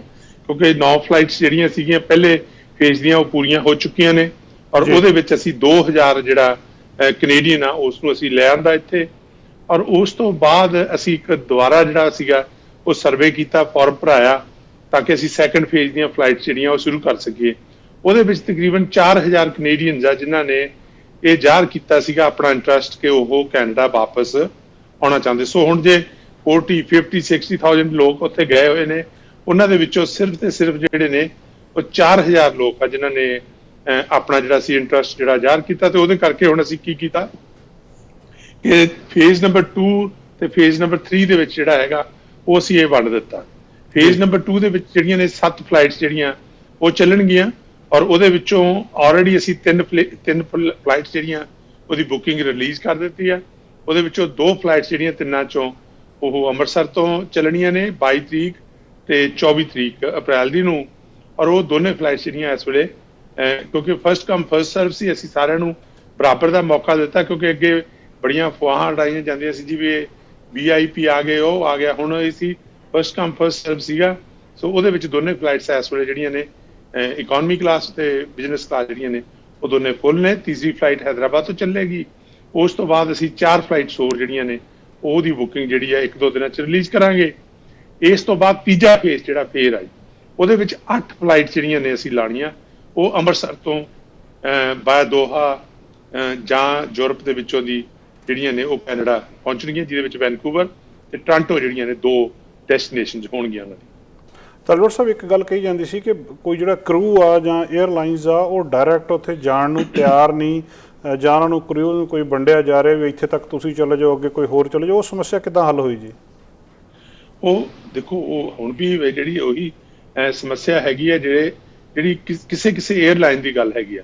ਦੇਖੋ, 에ਅਰ ਕੈਨੇਡਾ ਜਿਹੜਾ ਹੈਗਾ ਉਹਨਾਂ ਨੇ ਇਹ ਡਿਸਾਈਡ ਕੀਤਾ ਕਿ ਅਸੀਂ ਜਿਹੜਾ ਹੈਗਾ ਬਹੁਤ ਸਾਰੀਆਂ ਫਲਾਈਟਸ ਇੰਟਰਨੈਸ਼ਨਲ, ਇਕੱਲੀ ਹਿੰਦੁਸਤਾਨ ਹੀ ਨਹੀਂ, ਬਾਕੀ ਵੀ ਹੋਰ ਜਿਹੜੇ ਬਹੁਤ ਸਾਰੀਆਂ ਕੰਟਰੀਜ਼ ਆ ਜਿਨ੍ਹਾਂ 'ਚ ਉਹਨਾਂ ਨੇ ਉਹ ਕੰਮਕਾਜ ਆਪਦਾ ਠੱਪ ਕਰ ਦਿੱਤਾ ਵੀ ਅਸੀਂ ਉੱਥੇ ਨਹੀਂ ਜਾਣਾ। ਸੋ ਇਸੇ ਤਰ੍ਹਾਂ ਅੱਜ ਜੇ ਆਪਾਂ 에ਅਰ ਇੰਡੀਆ ਨੂੰ ਦੇਖਦੇ ਹਾਂ, ਉਹ ਵੀ ਇਹੀ ਕਹਿੰਦੇ ਨੇ ਵੀ ਅਸੀਂ ਸਿੱਧੀ ਫਲਾਈਟ ਜਿਹੜੀ ਆ ਉਹ ਅਸੀਂ ਕੈਨੇਡਾ ਨਹੀਂ ਲੈ ਕੇ ਜਾਣੀ, ਅਸੀਂ ਸਿਰਫ ਤੇ ਸਿਰਫ ਤੁਹਾਨੂੰ ਯੂਰਪ ਦੇ ਵਿੱਚ ਜਿਹੜਾ ਉਹ ਲੈ ਕੇ ਜਾ ਸਕਦੇ ਹੈਗੇ ਆ।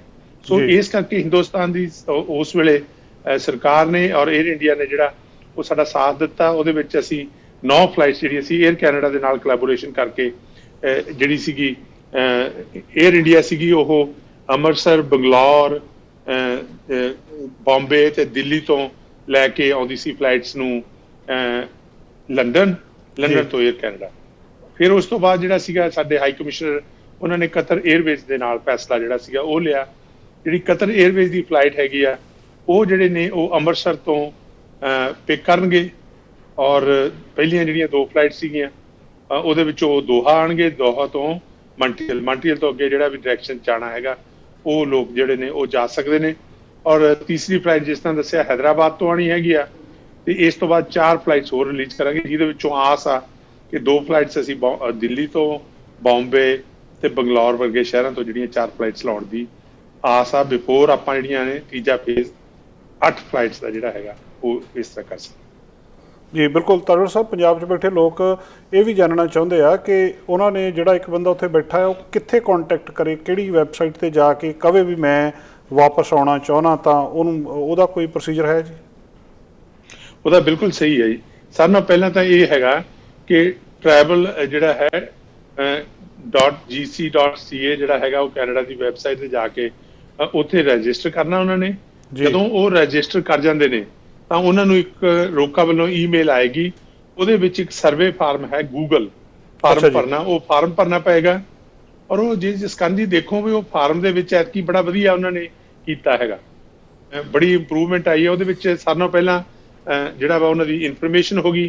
ਹਰੇਕ ਇਨਸਾਨ ਨੇ ਆਪੋ ਆਪਣਾ ਫਾਰਮ ਭਰਨਾ, ਔਰ ਉਹਦੇ ਵਿੱਚ ਉਹ ਪੁੱਛਦੇ ਨੇ ਵੀ ਤੁਸੀਂ ਸੀਨੀਅਰ ਕੈਟਾਗਰੀ ਚੋਂ ਵਨਰੇਬਲ ਕਲਾਸ 'ਚ ਹੈਗੇ ਹੋ, ਕੀ ਤੁਹਾਨੂੰ ਕੋਈ ਇਮਿਊਨ ਸਿਸਟਮ, ਚਾਹੇ ਉਹ ਕੈਂਸਰ ਆ, ਚਾਹੇ ਸ਼ੂਗਰ ਆ, ਜਾਂ ਚਾਹੇ ਤੁਹਾਨੂੰ ਹਾਰਟ ਦੇ ਇਸ਼ੂ, ਸੋ ਸਾਰੀਆਂ ਬਿਮਾਰੀਆਂ ਦਾ ਵੀ ਪੁੱਛਦੇ ਵੀ ਤੁਹਾਨੂੰ ਕੋਈ ਐਸੀ ਬਿਮਾਰੀ ਉਹ ਤੁਸੀਂ ਟਿਕ ਮਾਰ ਉਹਨਾਂ ਨੇ ਕਰਨੀ ਹੈਗੀ ਆ।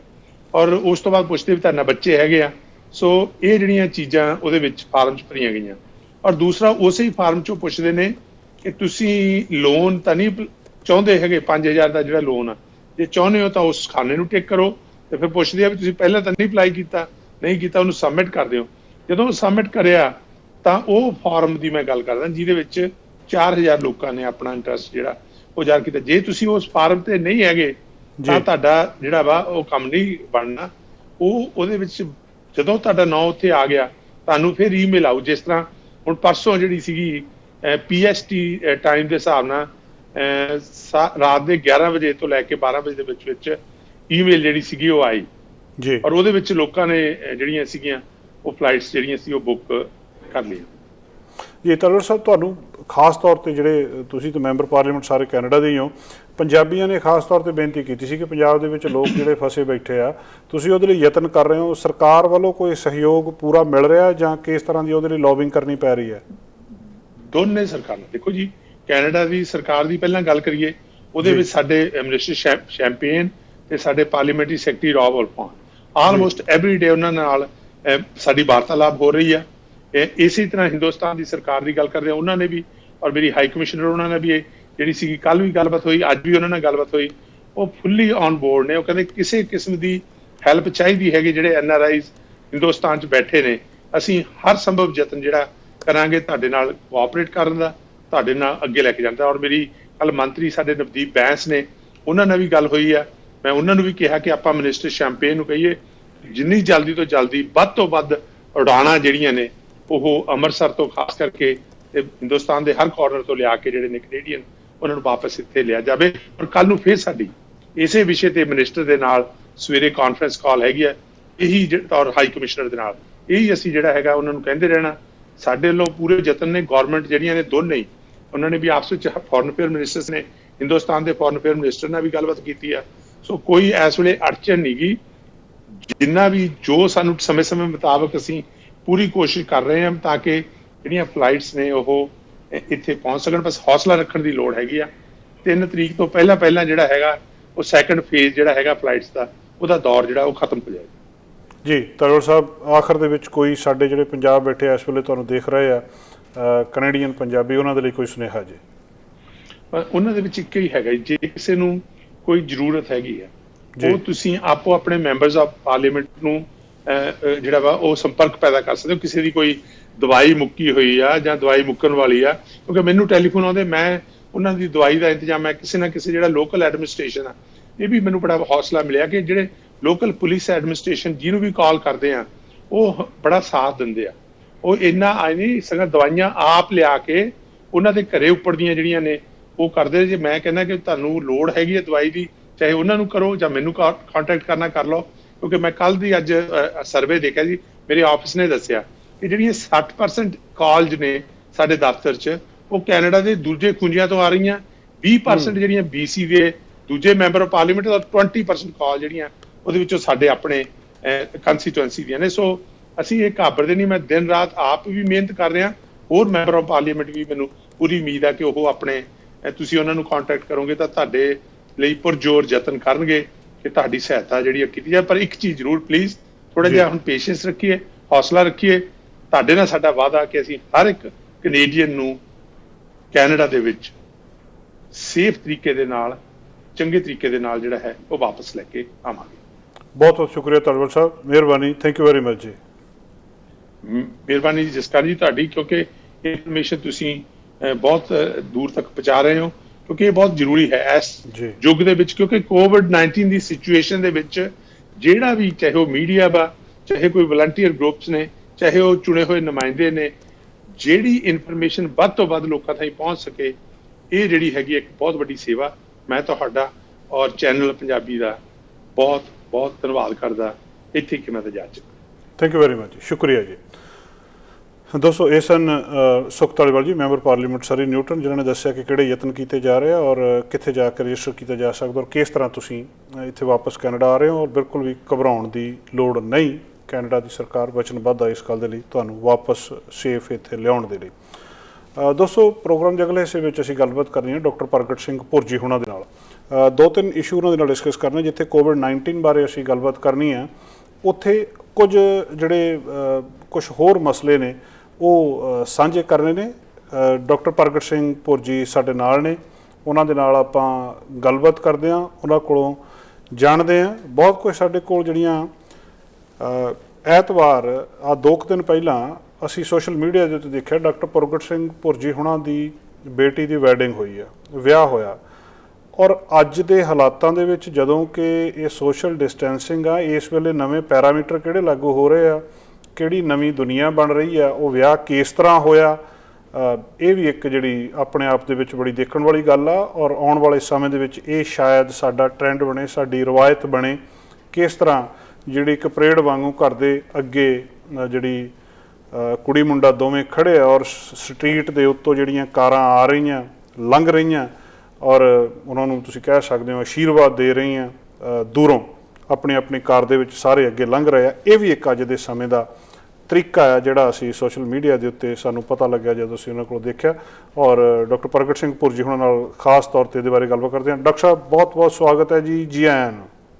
ਬਹੁਤ ਬਹੁਤ ਧੰਨਵਾਦ ਜਸਕਰਨ ਜੀ ਤੇ ਸਾਰੇ ਦੇਖਣ ਵਾਲਿਆਂ ਨੂੰ ਸਤਿ ਸ੍ਰੀ ਅਕਾਲ, ਨਮਸਤੇ, ਸਲਾਮ, ਆਦਾਬ, ਵਾਹਿਗੁਰੂ ਜੀ ਕਾ ਖਾਲਸਾ, ਵਾਹਿਗੁਰੂ ਜੀ ਕੀ ਫਤਿਹ। ਖਾਲਸਾ, ਵਾਹਿਗੁਰੂ ਜੀ ਕੀ ਫਤਿਹ ਜੀ। ਡਾਕਟਰ ਸਾਹਿਬ, ਸਭ ਤੋਂ ਪਹਿਲਾਂ ਤਾਂ ਅਸੀਂ ਤੁਹਾਡਾ ਇੱਕ ਨਿੱਜੀ ਜਿਹੜਾ ਮਸਲਾ ਆ ਉਹਨੂੰ ਅਸੀਂ ਇੱਥੇ ਸ਼ੇਅਰ ਕਰ ਰਹੇ ਹਾਂ ਤੁਹਾਡੀ ਇਜਾਜ਼ਤ ਤੋਂ ਬਿਨਾਂ, ਔਰ ਤੁਹਾਨੂੰ ਬਹੁਤ ਬਹੁਤ ਮੁਬਾਰਕ ਦਿੰਦੇ ਹਾਂ ਕਿ ਤੁਹਾਡੀ ਬੇਟੀ ਦੇ ਵਿਆਹ ਦੀ ਹੈ ਜੀ। ਬਹੁਤ ਬਹੁਤ ਧੰਨਵਾਦ ਜਸਕਰਨ ਜੀ। ਔਰ ਮੇਰੀ ਬੇਟੀ doctor Gurdev Kaur MD FRCPC ਜਿਹੜੀ ਮੇਰਾ ਟਾਈਟਲ ਹੈ ਉਹ ਵੀ ਸਪੈਸ਼ਲਿਸਟ ਹੈ। ਮੈਂ ਜਨਮ ਤੋਂ 16-18 ਸਾਲ ਤੱਕ ਦੇਖਦਾ, ਉਹ 16-18 ਸਾਲ ਤੋਂ ਬਜ਼ੁਰਗੀ ਤੱਕ ਜਿਵੇਂ ਸਪੈਸ਼ਲਿਸਟ ਹੁੰਦੇ ਇੰਟਰਨਲ ਮੈਡੀਸਿਨ ਔਰ ਜ਼ਿਆਦਾ ICU 'ਚ ਕੰਮ ਕਰਦੀ ਹੈ, ਫਰੇਜ਼ਰ ਹੈਲਥ 'ਚ ਕੰਮ ਕਰਦੀ ਹੈ। ਔਰ ਉਹਨਾਂ ਦਾ ਜਿਹੜਾ ਆਨੰਦ ਕਾਰਜ ਦਾ ਹੈਗਾ ਸੀ ਪ੍ਰੋਗਰਾਮ ਐਕਚੁਅਲੀ ਕੁਛ ਮਹੀਨੇ ਬਾਅਦ ਸੀ, ਲੇਕਿਨ ਆ ਕੋਵਿਡ ਦੀ ਸਿਚੁਏਸ਼ਨ ਕਰਕੇ ਸਾਰੇ ਨੇ ਬੰਬੇ ਤੋਂ, ਮੇਰੀ ਸਾਰੇ ਬੇਸ ਬੰਬੇ ਆ, ਬੰਬੇ, ਦਿੱਲੀ, ਆਸਟ੍ਰੇਲੀਆ, ਇੰਗਲੈਂਡ ਤੋਂ ਟਿਕਟਾਂ ਕਟਾਈਆਂ ਸੀ, ਲੇਕਿਨ ਫਿਰ ਉਹ ਆ ਨਹੀਂ ਸਕਦੇ ਸੀ। ਔਰ ਇਹ ਜਿਹੜੇ ਰਿਸਟ੍ਰਿਕਸ਼ਨਸ ਹੈ ਮੇਰੇ ਖਿਆਲ ਨਾਲ ਸਾਲ ਤੱਕ ਹੋ ਰਹਿਣਗੇ, ਜਿਹੜੇ ਫਿਜ਼ੀਕਲ ਡਿਸਟੈਂਸ 50 ਤੋਂ ਜ਼ਿਆਦਾ ਆਪਾਂ ਗੈਟ ਟੂਗੇਦਰ ਨਹੀਂ ਕਰ ਸਕਦੇ। ਔਰ ਉਹ ਜਿੱਦਾਂ ਇਕੱਲੀ ਹੀ ਰਹਿੰਦੇ ਸੀ, ਆਪਣਾ ਉਹਦਾ ਘਰ ਹੈਗਾ ਅਤੇ ਜਿਹਦੇ ਨਾਲ ਉਹਨਾਂ ਦਾ ਵਿਵਾਹ ਹੋਣਾ ਸੀ ਉਹ ਵੈਂਕੂਵਰ ਰਹਿੰਦਾ ਸੀ ਮੁੰਡਾ, ਅਤੇ ਫਿਰ ਉਹਨਾਂ ਨੇ ਡਿਸਾਈਡ ਕੀਤਾ ਵੀ ਆਪਾਂ ਕਿਉਂ ਨਾ ਇੱਕ ਜਗ੍ਹਾ ਹੋ ਜਾਏ, ਕਿਉਂਕਿ ਮੇਰੇ ਘਰ ਮੇਰੇ ਮਦਰ 84 ਸਾਲ ਦੇ ਔਰ ਉਹ ਫਸਟ ਲਾਈਨ 'ਚ ਕੰਮ ਕਰਦੀ। ਉਹ ਕਹਿੰਦੀ ਮੈਂ ਸਾਡੇ ਘਰ ਘੱਟ ਆਉਂਦੀ ਵੀ ਅਤੇ N95 ਮਾਸਕ ਲਾ ਕੇ ਆਉਂਦੀ ਵੀ ਕਿਤੇ ਮੈਂ ਆਪਣੇ ਪੈਰੈਂਟਸ ਨੂੰ ਜਾਂ ਗ੍ਰੈਂਡ ਮਦਰ ਨੂੰ COVID-19 ਨਾ ਦੇ ਜਾਵਾਂ। ਸੋ ਇਸ ਲਈ ਉਹਦੇ ਦੇਖ ਰੇਖ ਵਾਸਤੇ ਵੀ ਚਾਹੀਦਾ ਸੀ। ਸੋ ਹਾਲਾਤ ਦੇ ਹਿਸਾਬ ਦੇ ਨਾਲ ਉਹਨਾਂ ਦੇ ਨਾਲ ਡਿਸਕਸ਼ਨ ਕੀਤੀ ਔਰ ਬੱਚੇ ਜਿਹੜੇ ਹੈਗੇ ਬੜੇ ਸਿਆਣੇ ਆ। ਸੋ ਇੱਕ ਸਧਾਰਨ ਆਨੰਦ ਕਾਰਜ ਦਾ ਜਿਹੜਾ ਰਸਮ ਰਿਵਾਜ ਹੋਇਆ, ਮੇਰਾ ਬੇਟਾ ਪਵਨ ਸਿੰਘ ਤੇ ਬੇਟੀ ਅੰਮ੍ਰਿਤ ਕੌਰ ਮਾਸਕ ਦੇ ਲੱਗ ਕੇ ਖਲੋਤੇ ਸੀ ਉਸ ਦੌਰਾਨ, ਔਰ ਉਹਨੂੰ ਪਤਾ ਨਹੀਂ ਸੀ ਵੀ ਅਸੀਂ ਪਾਰਟੀਸਪੇਟ ਕਰਨਾ। ਅਸੀਂ ਜ਼ੂਮ ਦੇ ਨਾਲ ਉਹ ਪਾਰਟੀਸਪੇਟ ਕੀਤਾ, ਜਿਹੜਾ ਵਰਚੁਅਲ ਟੈਕਨੋਲੋਜੀ ਹੈਗੀ ਆ। ਉਸ ਤੋਂ ਬਾਅਦ ਉਹਨੂੰ ਪਤਾ ਨਹੀਂ ਸੀ, ਇਹ ਸਰਪ੍ਰਾਈਜ਼ ਸੀ। ਕਰੀਬਨ 25 ਸਾਡੇ ਬਹੁਤ ਕਲੋਜ਼ ਫੈਮਿਲੀ ਮੈਂਬਰ ਔਰ ਬੜੇ ਕਲੋਜ਼ ਜਿਹੜੇ ਸਾਡੇ ਦੋਸਤ ਹੈਗੇ ਜਿਹੜੇ ਉਹਦੇ ਵੀ ਬਚਪਨ ਤੋਂ ਲਾਈਫ ਦੇ ਵਿੱਚ ਇਨਵੋਲਵ ਸੀ, ਉਹ ਫੈਮਲੀਜ਼, ਔਰ ਉਹਨਾਂ ਨੇ ਸਾਰਿਆਂ ਨੇ ਇੱਕ ਇੱਕ ਬੈਨਰ ਬਣਾਇਆ ਹੋਇਆ ਸੀ।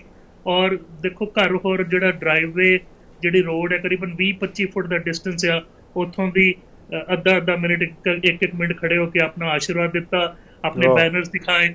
ਔਰ ਮੈਂ ਇਹ ਕਹਿਣਾ ਚਾਹੁੰਦਾ ਵੀ ਜਿਹੜੀ ਪਾਰਟੀਸਪੇਸ਼ਨ ਆ ਉਹ ਦਿਲੋਂ ਹੋਈ, ਦਿਲੋਂ ਅਸੀਸ ਮਿਲੀ, ਔਰ ਜਿਹੜੇ ਦਿਲੋਂ ਉਹਨਾਂ ਨੇ ਉਹਦੇ ਝੋਲੀ 'ਚ ਔਰ ਮੁੰਡੇ ਦੇ ਝੋਲੀ 'ਚ ਸੋਨੇ ਦੇ ਸਿੱਕੇ, ਹੀਰੇ ਮੋਤੀ ਪਾਏ, ਉਹ ਆਪਣੇ ਦਿਲ ਦੀ ਬੁਗਣੀ 'ਚ ਪੂਰੀ ਉਮਰ ਸੰਭਾਲ ਕੇ ਰੱਖਣਗੇ। ਸੋ ਇਹਦੇ 'ਚ ਸਾਨੂੰ ਇਹ ਦੇਖਣਾ ਚਾਹੀਦਾ ਵੀ ਪਹਿਲੀ ਗੱਲ ਤਾਂ ਸਾਡੇ ਜਿਹੜੇ ਆਨੰਦ ਕਾਰਜ ਆ ਜਾਂ ਮੈਰਿਜਸ ਆ ਬਹੁਤ ਜ਼ਿਆਦਾ ਲੈਵਿਸ਼ ਹੋ ਗਏ। ਇੱਕ ਹਫ਼ਤਾ ਮਿਨੀਮਮ ਚੱਲਦਾ, ਕਰੀਬਨ $2 ਲੱਖ ਦਾ ਖਰਚਾ ਹੁੰਦਾ। 4-5 ਪਾਰਟੀਆਂ ਜਿਹੜੀਆਂ ਵਿਆਹ ਤੋਂ ਪਹਿਲੋਂ ਅਨਨੈਸੈਸਰੀ ਹੁੰਦੀਆਂ, ਫਿਰ ਆਨੰਦ ਕਾਰਜ ਤੋਂ ਤੁਹਾਨੂੰ ਪਤਾ ਹੀ ਆ ਉਸ ਤੋਂ ਬਾਅਦ ਵੀ ਇੰਨਾ ਵੱਡੇ ਇਕੱਠ ਹੁੰਦੇ। ਸੋ ਕਿਤੇ ਨਾ ਕਿਤੇ ਸਾਨੂੰ ਸੋਚਣਾ ਚਾਹੀਦਾ ਵੀ ਜਿਹੜਾ ਰੀਅਲ ਸਿਧਾਂਤ ਹੈਗਾ, ਜਿਹੜਾ ਮਹਾਰਾਜ ਖੁਦ ਕਹਿੰਦੇ ਆ ਵੀ ਧੰਨ ਫਿਰ ਕਹੀਏ ਨਾਨਕਾ ਬੈਨ ਇਕੱਠੇ ਹੋਏ, ਏਕ ਜੋਤ ਦੋਏ ਮੂਰਤੀ ਧੰਨ ਫਿਰ ਕਹੀਏ ਸੋਏ। ਸੋ ਦੋ ਮਨ ਤੇ ਦੋ ਆਤਮਾ ਦਾ ਮਿਲਾਪ ਹੈ, ਉਹ ਇੰਪੋਰਟੈਂਟ ਆ। ਦੋਵਾਂ ਨੂੰ ਆਨੰਦ ਕਾਰਜ ਦੀ ਪੂਰੀ ਨੌਲੇਜ ਹੈਗੀ, ਮੁੰਡੇ ਔਰ ਕੁੜੀ ਨੂੰ। ਦੋਵਾਂ ਨੇ ਅਰਦਾਸ ਕਰਕੇ ਮਹਾਰਾਜ ਦਾ ਹੁਕਮਨਾਮਾ ਲੈ ਕੇ ਇਹ ਕੰਮ ਆਰੰਭਿਆ। ਸੋ ਕਿਤੇ ਨਾ ਕਿਤੇ ਮੇਰੇ ਬੱਚੇ ਜਿਹੜੇ ਹੈਗੇ ਉਹ ਵੀ ਗੁਰਮੁਖੀ ਪੜ੍ਹ ਲੈਂਦੇ ਆ, ਉਹ ਵੀ ਅਰਦਾਸ ਕਰਦੇ ਆ, ਉਹਨਾਂ ਦਾ ਵੀ ਫੁੱਲ ਫੇਥ ਆ। ਅਸੀਂ ਭਾਵੇਂ ਕੱਪੜੇ ਬਾਹਰੋਂ ਜਿੰਨੇ ਮਰਜ਼ੀ ਪਾਈ। ਹੋਰ ਦੂਜੀ ਗੱਲ, ਕਿਉਂਕਿ ਸਾਰੇ ਬਿਊਟੀ ਸਲੂਨ ਜਿਹੜੇ ਹੈਗੇ ਬੰਦ ਆ, ਸੋ ਗੁਰਦੇਵ ਨੇ ਕੋਈ ਮੇਕਅਪ ਨਹੀਂ ਕੀਤਾ, ਕੋਈ ਜੁਐਲਰੀ ਨਹੀਂ, ਕੱਪੜੇ ਸਿੰਪਲ। ਸੋ ਸਾਦਗੀ 'ਚ ਜਿਹੜਾ ਆਨੰਦ ਹੈਗਾ ਉਹ ਜ਼ਰੂਰੀ ਨਹੀਂ ਹੈ ਵੀ ਆਪਾਂ ਆਪਣਾ ਜਲੂਸ ਕਢਾਉਣਾ ਹੁੰਦਾ, ਵਾਲ ਡਿਫਰੈਂਟ ਤਰੀਕੇ ਦੇ ਨਾਲ ਕਰੋ, ਇੰਨਾ ਸਾਰਾ ਮਲਟੀਪਲ ਲੇਅਰ ਮੇਕਅਪ ਲਾਓ ਅਤੇ ਇੰਨੀ ਸਾਰੀ ਜੁਐਲਰੀ ਦਿਖਾਓ। ਸੋ ਕਿਤੇ ਨਾ ਕਿਤੇ ਸਿੰਪਲਿਸਿਟੀ, ਸਵੀਟਨੈਸ ਔਰ ਸਪਿਰਿਚੁਅਲਿਟੀ ਨਾਲ ਚੱਲਦੀ। ਔਰ ਪਰਮਾਤਮਾ ਨੇ ਜਿਹੜੇ 7.7 ਬਿਲੀਅਨ ਇਨਸਾਨ ਬਣਾਏ ਉਹ ਸਾਰੇ ਖੂਬਸੂਰਤ ਆ, ਸਾਰੇ ਹੀ ਬਹੁਤ ਵਧੀਆ ਲੱਗਦੇ ਆ। ਖਾਲੀ ਆਪਣੇ ਆਪ ਨੂੰ ਤੁਸੀਂ ਐਮਫੋਸਿਸ ਦੇਣਾ ਵੀ ਜੋ ਮਹਾਰਾਜ ਤੂੰ ਬਣਾਇਆ ਬਹੁਤ ਵਧੀਆ ਬਣਾਇਆ, ਔਰ ਮੇਰੇ ਵਰਗਾ ਦੂਜਾ ਹੈ ਹੀ ਨਹੀਂ। ਸੋ ਇਸ ਲਈ ਸਾਦਗੀ ਦੇ ਵਿੱਚ ਜਿਹੜਾ ਆਨੰਦ ਆ ਉਹ ਕਿਤੇ ਨਹੀਂ ਹੋ ਰਹੇ। ਜਿਹੜੀ ਗੱਲਾਂ ਉਹ ਕੱਲ ਵੀ ਬਹੁਤ ਗੱਲਬਾਤ ਚੱਲ ਰਹੀ ਸੀ ਉਹਨਾਂ ਦੇ ਨਾਲ, ਉਹ ਰੋ ਪੈਂਦੇ ਆ ਵੀ ਸਾਡੇ ਲਈ, ਕਿਉਂਕਿ ਉਹ ਲੋਨਲੀ ਫੀਲ ਕਰ ਰਹੇ ਸੀ। ਔਰ ਜਿਹੜਾ ਅਸੀਂ ਇਹ ਕਾਰਾਂ ਦਾ ਜਿਹੜਾ ਕੰਮ ਕੀਤਾ ਉਹਦੇ ਕਰਕੇ ਜੋ ਬਣਿਆ ਇਹ ਮਹਾਰਾਜ ਨੇ ਆਪੇ ਕਰਵਾਇਆ, ਔਰ ਇੱਕ ਅੱਛਾ ਰੋਲ ਮਾਡਲਿੰਗ ਵੀ ਹੋਈ ਵੀ ਮੈਰਿਜਸ ਹੋ ਸਕਦੀਆਂ। ਬਿਲਕੁਲ ਡਾਕਟਰ ਸਾਹਿਬ, ਸਾਨੂੰ ਅਗਲੇ ਸਾਲ ਜਿਹੜਾ ਹੈਗਾ ਥੋੜਾ ਜਿਹਾ ਉਹ ਚਾਹੁੰਦੇ ਆ ਵੀ ਜਿਹੜੇ ਉਹਨਾਂ ਦੇ ਰਿਲੇਟਿਵਸ ਹੈਗੇ ਆ ਉਹ ਔਰ ਸਾਡੇ ਵੀ ਆ ਕੇ ਮਿਲਣ ਜੁਲਣ। ਸੋ ਸਾਲ ਬਾਅਦ ਸ਼ਾਇਦ ਇੱਕ ਹੋਰ ਇਵੈਂਟ ਹੋਏਗਾ। ਜੀ ਡਾਕਟਰ ਸਾਹਿਬ, ਸਾਨੂੰ ਇਸ ਗੱਲ ਦੀ ਬਹੁਤ ਖੁਸ਼ੀ ਹੈ ਕਿ ਤੁਸੀਂ ਸਾਡੇ ਨਾਲ ਅਕਸਰ ਗੁਰਮਤਿ ਦੀਆਂ ਅਧਿਆਤਮ ਦੀਆਂ ਗੱਲਾਂ ਕਰਦੇ ਹੋ, ਔਰ ਤੁਹਾਡੇ ਪਰਿਵਾਰ ਨੇ, ਤੁਹਾਡੇ ਬੱਚਿਆਂ ਨੇ ਉਸ ਚੀਜ਼ ਨੂੰ ਅੱਗੇ ਕੈਰੀ ਕੀਤਾ, ਔਰ ਅੱਜ ਦੇ ਸਮੇਂ ਦੇ ਵਿੱਚ ਜਿਹੜੀ ਇੱਕ ਐਗਜ਼ਾਮਪਲ ਸੈੱਟ ਕੀਤੀ ਆਪਣੇ ਆਪ ਦੇ ਵਿੱਚ ਇੱਕ ਬਹੁਤ ਵੱਡੀ ਮਿਸਾਲ ਆ। ਕੁਦਰਤ ਦੀ ਤੁਹਾਡੇ ਤੇ ਤੁਹਾਡੇ ਪਰਿਵਾਰ ਦੇ ਉੱਤੇ ਬਹੁਤ ਕਿਰਪਾ ਹੈ ਡਾਕਟਰ ਸਾਹਿਬ। ਡਾਕਟਰ ਸਾਹਿਬ, ਇਹ ਕਿੰਨਾ ਚਿਰ ਆਉਣ ਵਾਲੇ ਸਮੇਂ ਦੇ ਵਿੱਚ ਇੱਦਾਂ ਰਹੂਗਾ ਜਿੱਦਾਂ ਤੁਹਾਡੇ ਇੱਕ ਤੁਸੀਂ ਕੀਤਾ? ਕੀ ਲੋਕਾਂ ਨੂੰ ਇੱਦਾਂ ਕਰ ਲੈਣਾ ਚਾਹੀਦਾ, ਜਾਂ ਤੁਹਾਨੂੰ ਐਜ਼ ਅ ਫਾਦਰ ਇਹ ਫੀਲ ਨਹੀਂ ਹੋਇਆ ਕਿ ਇੱਕ ਬਹੁਤ ਵੱਡਾ ਜਸ਼ਨ, ਬਹੁਤ ਸਾਰੇ ਉੱਥੇ, ਤੁਸੀਂ ਵੀ ਪਰਸਨਲੀ ਉੱਥੇ ਨਹੀਂ ਸੀ ਉਹਨਾਂ ਦੇ ਨੇੜੇ, ਤੁਸੀਂ ਵੀ ਕਾਰ ਦੇ ਵਿੱਚ ਘਰ ਦੇ ਹੋਗੇ ਉਹ ਲੰਘੇ ਆ, ਉਹ ਕਿੱਦਾਂ ਦਾ ਮਹਿਸੂਸ ਹੁੰਦਾ ਜੀ? ਦੇਖੋ, ਜਿਹੜੇ ਮਾਹੌਲ ਹੈ, ਜਿਹੜੇ ਟਾਈਮ ਹੈ, ਉਸ ਹਿਸਾਬ ਦੇ ਨਾਲ, ਕਿਉਂਕਿ ਹੁਣ ਉਹਨਾਂ ਦਾ ਵੀ ਜੀਅ ਕਰਦਾ ਸੀ ਵੀ ਅਸੀਂ ਜਿਵੇਂ ਮਾਂ ਬਾਪ ਨੂੰ ਮਿਲੀਏ, ਜੱਫੀ ਪਾਈਏ, ਆਸ਼ੀਰਵਾਦ ਲਈਏ, ਜੋ ਸਾਡੇ ਸੰਸਕਾਰ ਹੈਗੇ ਆ। ਲੇਕਿਨ ਉਹ ਸਾਰੀਆਂ ਗੱਲਾਂ ਜਿਹੜੀਆਂ ਹੈਗੀਆਂ ਆਪਾਂ ਦਿਲੋਂ ਵੀ ਕਰ ਸਕਦੇ ਆ, ਕਿਉਂਕਿ ਗੁਰਬਾਣੀ ਕਹਿੰਦੀ ਆ ਪੂਤਾ ਮਾਤਾ ਕੀ ਅਸੀਸ, ਨਿਮਕ ਨਾ ਤੁਮਕੋ ਬਿਸਰੋ ਹਰ ਹਰ, ਸਦਾ ਭਜੋ ਜਗਦੀਸ਼, ਕਾਪੜ ਪਰਤ ਪਰਮੇਸ਼ਵਰ ਰਾਖੀ, ਭੋਜਨ ਕੀਰਤਨ ਨਿਤ। ਸੋ ਕਿਤੇ ਨਾ ਕਿਤੇ ਜਿਹੜੀ ਕਮਿਊਨੀਕੇਸ਼ਨ ਹੈਗੀ ਆ ਵੀ ਗੁਰਬਾਣੀ ਦਾ ਜਿਹੜਾ ਅਸਲੀ ਸਿਧਾਂਤ ਆ ਉਹ ਸਮਝ ਹੋਣਾ ਚਾਹੀਦਾ, ਔਰ ਉਹ ਇੱਕ ਪ੍ਰਭਾ ਮੰਡਲ ਜਿਹੜਾ ਹੈਗਾ ਉਹ ਬਣ ਕੇ ਰਹਿੰਦਾ ਤੁਹਾਡੇ ਬੱਚਿਆਂ ਦੇ ਇਰਦ ਗਿਰਦ, ਅਗਰ ਦਿਲੋਂ ਅਸੀਸ ਹੋਣ। ਸੋ ਇਹ ਮਤਲਬ ਉਹਨਾਂ ਨੂੰ ਸਮਝ ਗਈ ਗੱਲ, ਔਰ ਉਹਨਾਂ ਨੇ ਬੜੀ ਅਪਰੀਸ਼ੀਏਟ ਕੀਤੀ। ਜਿਹੜੇ ਨਾ ਕੈਨੇਡੀਅਨ ਬੌਰਨ ਬੱਚੇ ਆ ਜੀ, ਉਹ ਸਾਧੂ ਆ। ਅਸੀਂ ਜਿਹੜੇ ਇੰਡੀਆ ਬੌਰਨ ਹੈਗੇ ਆ ਥੋੜੇ ਜਿਹੇ ਸਟਰੀਟ ਸਮਾਰਟ ਹੈਗੇ ਆ, ਚਲਾਕੀਆਂ ਜਾਣਦੇ ਆ, ਉਸ ਮਾਹੌਲ ਤੋਂ ਆਏ ਆ। ਸੋ ਇੱਥੇ ਦੇ ਬੱਚੇ ਬੜੇ ਕੋਮਲ ਆ, ਬੜੇ ਸਿੱਧੇ ਆ, ਸਟ੍ਰੇਟ ਫਾਰਵਰਡ ਹੈਗੇ ਆ, ਔਰ ਉਹਨਾਂ ਨੂੰ ਅਗਰ ਗੱਲ ਤਰਕ ਦੇ ਨਾਲ ਸਮਝਾਈਏ, ਸਾਇੰਟੀਫਿਕ ਬੇਸਿਸ ਆਫ ਸਪਿਰਿਚੁਅਲਿਟੀ ਦੱਸੀਏ, ਜਿਹੜਾ ਪੂਰਾ ਸ਼ਬਦ ਗੁਰੂ ਸਾਇੰਟੀਫਿਕ ਹੈਗਾ, ਉਹਦੇ 'ਚ ਕੋਈ ਕਿੰਤੂ ਪਰੰਤੂ ਤੁਹਾਨੂੰ ਸਾਇੰਸ ਦੇ ਖਿਲਾਫ ਨਹੀਂ ਮਿਲੂਗੀ, ਤਾਂ ਉਹਨਾਂ ਦੀ ਝੋਲੀ 'ਚ ਪੈਂਦਾ। ਔਰ ਜਿੱਦਾਂ ਮੇਰੀ ਡਾਟਰ ਇੱਥੇ ਹੀ ਸਾਰੀ ਉਹਨੇ ਐਜੂਕੇਸ਼ਨ ਕੀਤੀ ਆ, ਸੋ ਉਹਦੀ ਝੋਲੀ 'ਚ ਬਹੁਤ ਈਜ਼ੀਲੀ ਪੈ ਜਾਂਦਾ ਅਗਰ ਮੈਂ ਉਹਨੂੰ ਮੈਡੀਕਲੀ, ਸਾਇੰਟੀਫਿਕਲੀ, ਸਪਿਰਿਚੁਅਲੀ ਔਰ ਗੁਰਬਾਣੀ ਮੀਡੀਅਮ ਡਿਸਕਸ ਕਰਾਂ। ਜੀ ਡਾਕਟਰ ਸਾਹਿਬ, ਇਹ ਇੱਕ ਜਿਹੜੀ ਹੋਰ ਗੱਲ ਕਿ ਹੁਣ ਕੋਈ ਨਵੀਂ ਅਪਡੇਟ ਇਹਦੇ ਬਾਰੇ ਆਈ ਹੈ, ਖਾਸ ਕਰ ਜਿਹੜੀ ਕਿ ਜਿੱਦਾਂ ਅਮਰੀਕਾ ਦੇ ਵਿੱਚ ਕੁਝ ਥਾਵਾਂ ਨੂੰ ਉਹ ਕਹਿੰਦੇ ਵੀ ਅਸੀਂ ਰੀਓਪਨ ਕਰ ਲੈਣਾ, ਇੱਥੇ ਸਾਰਾ ਕੁਝ ਰੀਓਪਨ ਕਦੋਂ ਹੋਊਗਾ, ਇਹਦੇ ਬਾਰੇ ਕੋਈ ਅਪਡੇਟ ਹੈ ਜੀ? ਦੇਖੋ, ਬੋਨੀ ਹੈਨਰੀ ਜੀ ਨੇ ਅੱਜ ਫੇਰ ਆਖਿਆ ਵੀ ਅਪਡੇਟ ਹੋਏਗੀ ਮਈ 'ਚ। ਫਿਰ ਉਹਨਾਂ ਨੇ ਇੰਡੀਕੇਟ ਨਹੀਂ ਕੀਤਾ ਮਈ ਦੇ ਪਹਿਲੇ ਹਫਤੇ, ਦੂਜੇ ਹਫਤੇ, ਤੀਜੇ ਹਫਤੇ। ਮੈਨੂੰ ਲੱਗਦਾ ਕਰੀਬਨ ਮਈ ਦੇ ਮਿਡਲ 'ਚ ਜਾ ਕੇ ਕੁਝ ਓਪਨ ਹੋਊਗਾ। ਪਹਿਲੀ ਪ੍ਰਾਇੋਰਟੀ ਉਹ ਦੇਣਗੇ ਜਿਹੜੀ ਇਲੈਕਟਿਵ ਸਰਜਰੀਜ਼ ਹੈ, ਕਿਉਂਕਿ 14,000 ਸਰਜਰੀਜ਼ ਹਰ ਮਹੀਨੇ ਬ੍ਰਿਟਿਸ਼ ਕੋਲੰਬੀਆ 'ਚ ਹੁੰਦੀ ਆ, ਜਿਸ 'ਚ ਨਵਾਂ ਗੋਡਾ ਪੈਣਾ ਹੁੰਦਾ, ਕਿਸੇ ਦੇ ਟੌਂਸਲਸ ਦੀ ਸਰਜਰੀ ਹੁੰਦੀ ਹੈ, ਜਾਂ ਹੋਰ ਬੋਡੀ ਦੇ ਸਾਰੇ ਪਾਰਟਸ ਦੀ ਇਲੈਕਟਿਵ ਸਰਜਰੀ ਹੁੰਦੀ ਹੈ। ਉਹ ਹੁਣ ਕਰੀਬਨ 6 ਹਫਤੇ ਹੋ ਗਏ ਬੈਕਲੌਗ 'ਚ ਹੈਗੀ ਆ। ਤਾਂ ਉਹ ਬੈਕਲੌਗ ਜਿਹੜਾ ਵੱਧਦਾ ਜਾਂਦਾ, ਕਿਉਂਕਿ ਗੋਡੇ ਦੀ ਆਲਰੇਡੀ 6 ਮਹੀਨੇ ਦੀ ਵੇਟਿੰਗ ਪੀਰੀਅਡ ਆ। ਸੋ ਉਹ ਨਹੀਂ ਚਾਹੁੰਦੇ। ਇੱਕ ਤਾਂ ਇਲੈਕਟਿਵ ਸਰਜਰੀਜ਼ ਖੁੱਲਣਗੀਆਂ ਪਹਿਲਾਂ, ਦੂਜਾ ਜਿਹੜੇ ਸਕੂਲ ਹੈਗੇ ਆ, ਖਾਸ ਕਰਕੇ ਜਿਹੜੇ ਨਿੱਕੇ ਬੱਚੇ ਆ ਉਹਨਾਂ ਦੇ ਸਕੂਲ, ਜਿਹੜੇ ਹਾਈ ਸਕੂਲ ਵਾਲੇ ਆ, ਮੈਨੂੰ ਲੱਗਦਾ ਵੀ ਇਸ ਸਾਲ ਸ਼ਾਇਦ ਉਹ ਵਰਚੁਅਲ 'ਚ ਹੀ ਰਹਿਣ। ਉਹਨਾਂ ਦੇ ਜਿਹੜੇ ਗ੍ਰੈਜੂਏਸ਼ਨ ਵਾਲੇ ਕਲਾਸਿਸ ਹੈਗੀ ਆ, ਸ਼ਾਇਦ 1-2 ਕਲਾਸਿਸ ਉਹ ਜਾਣ।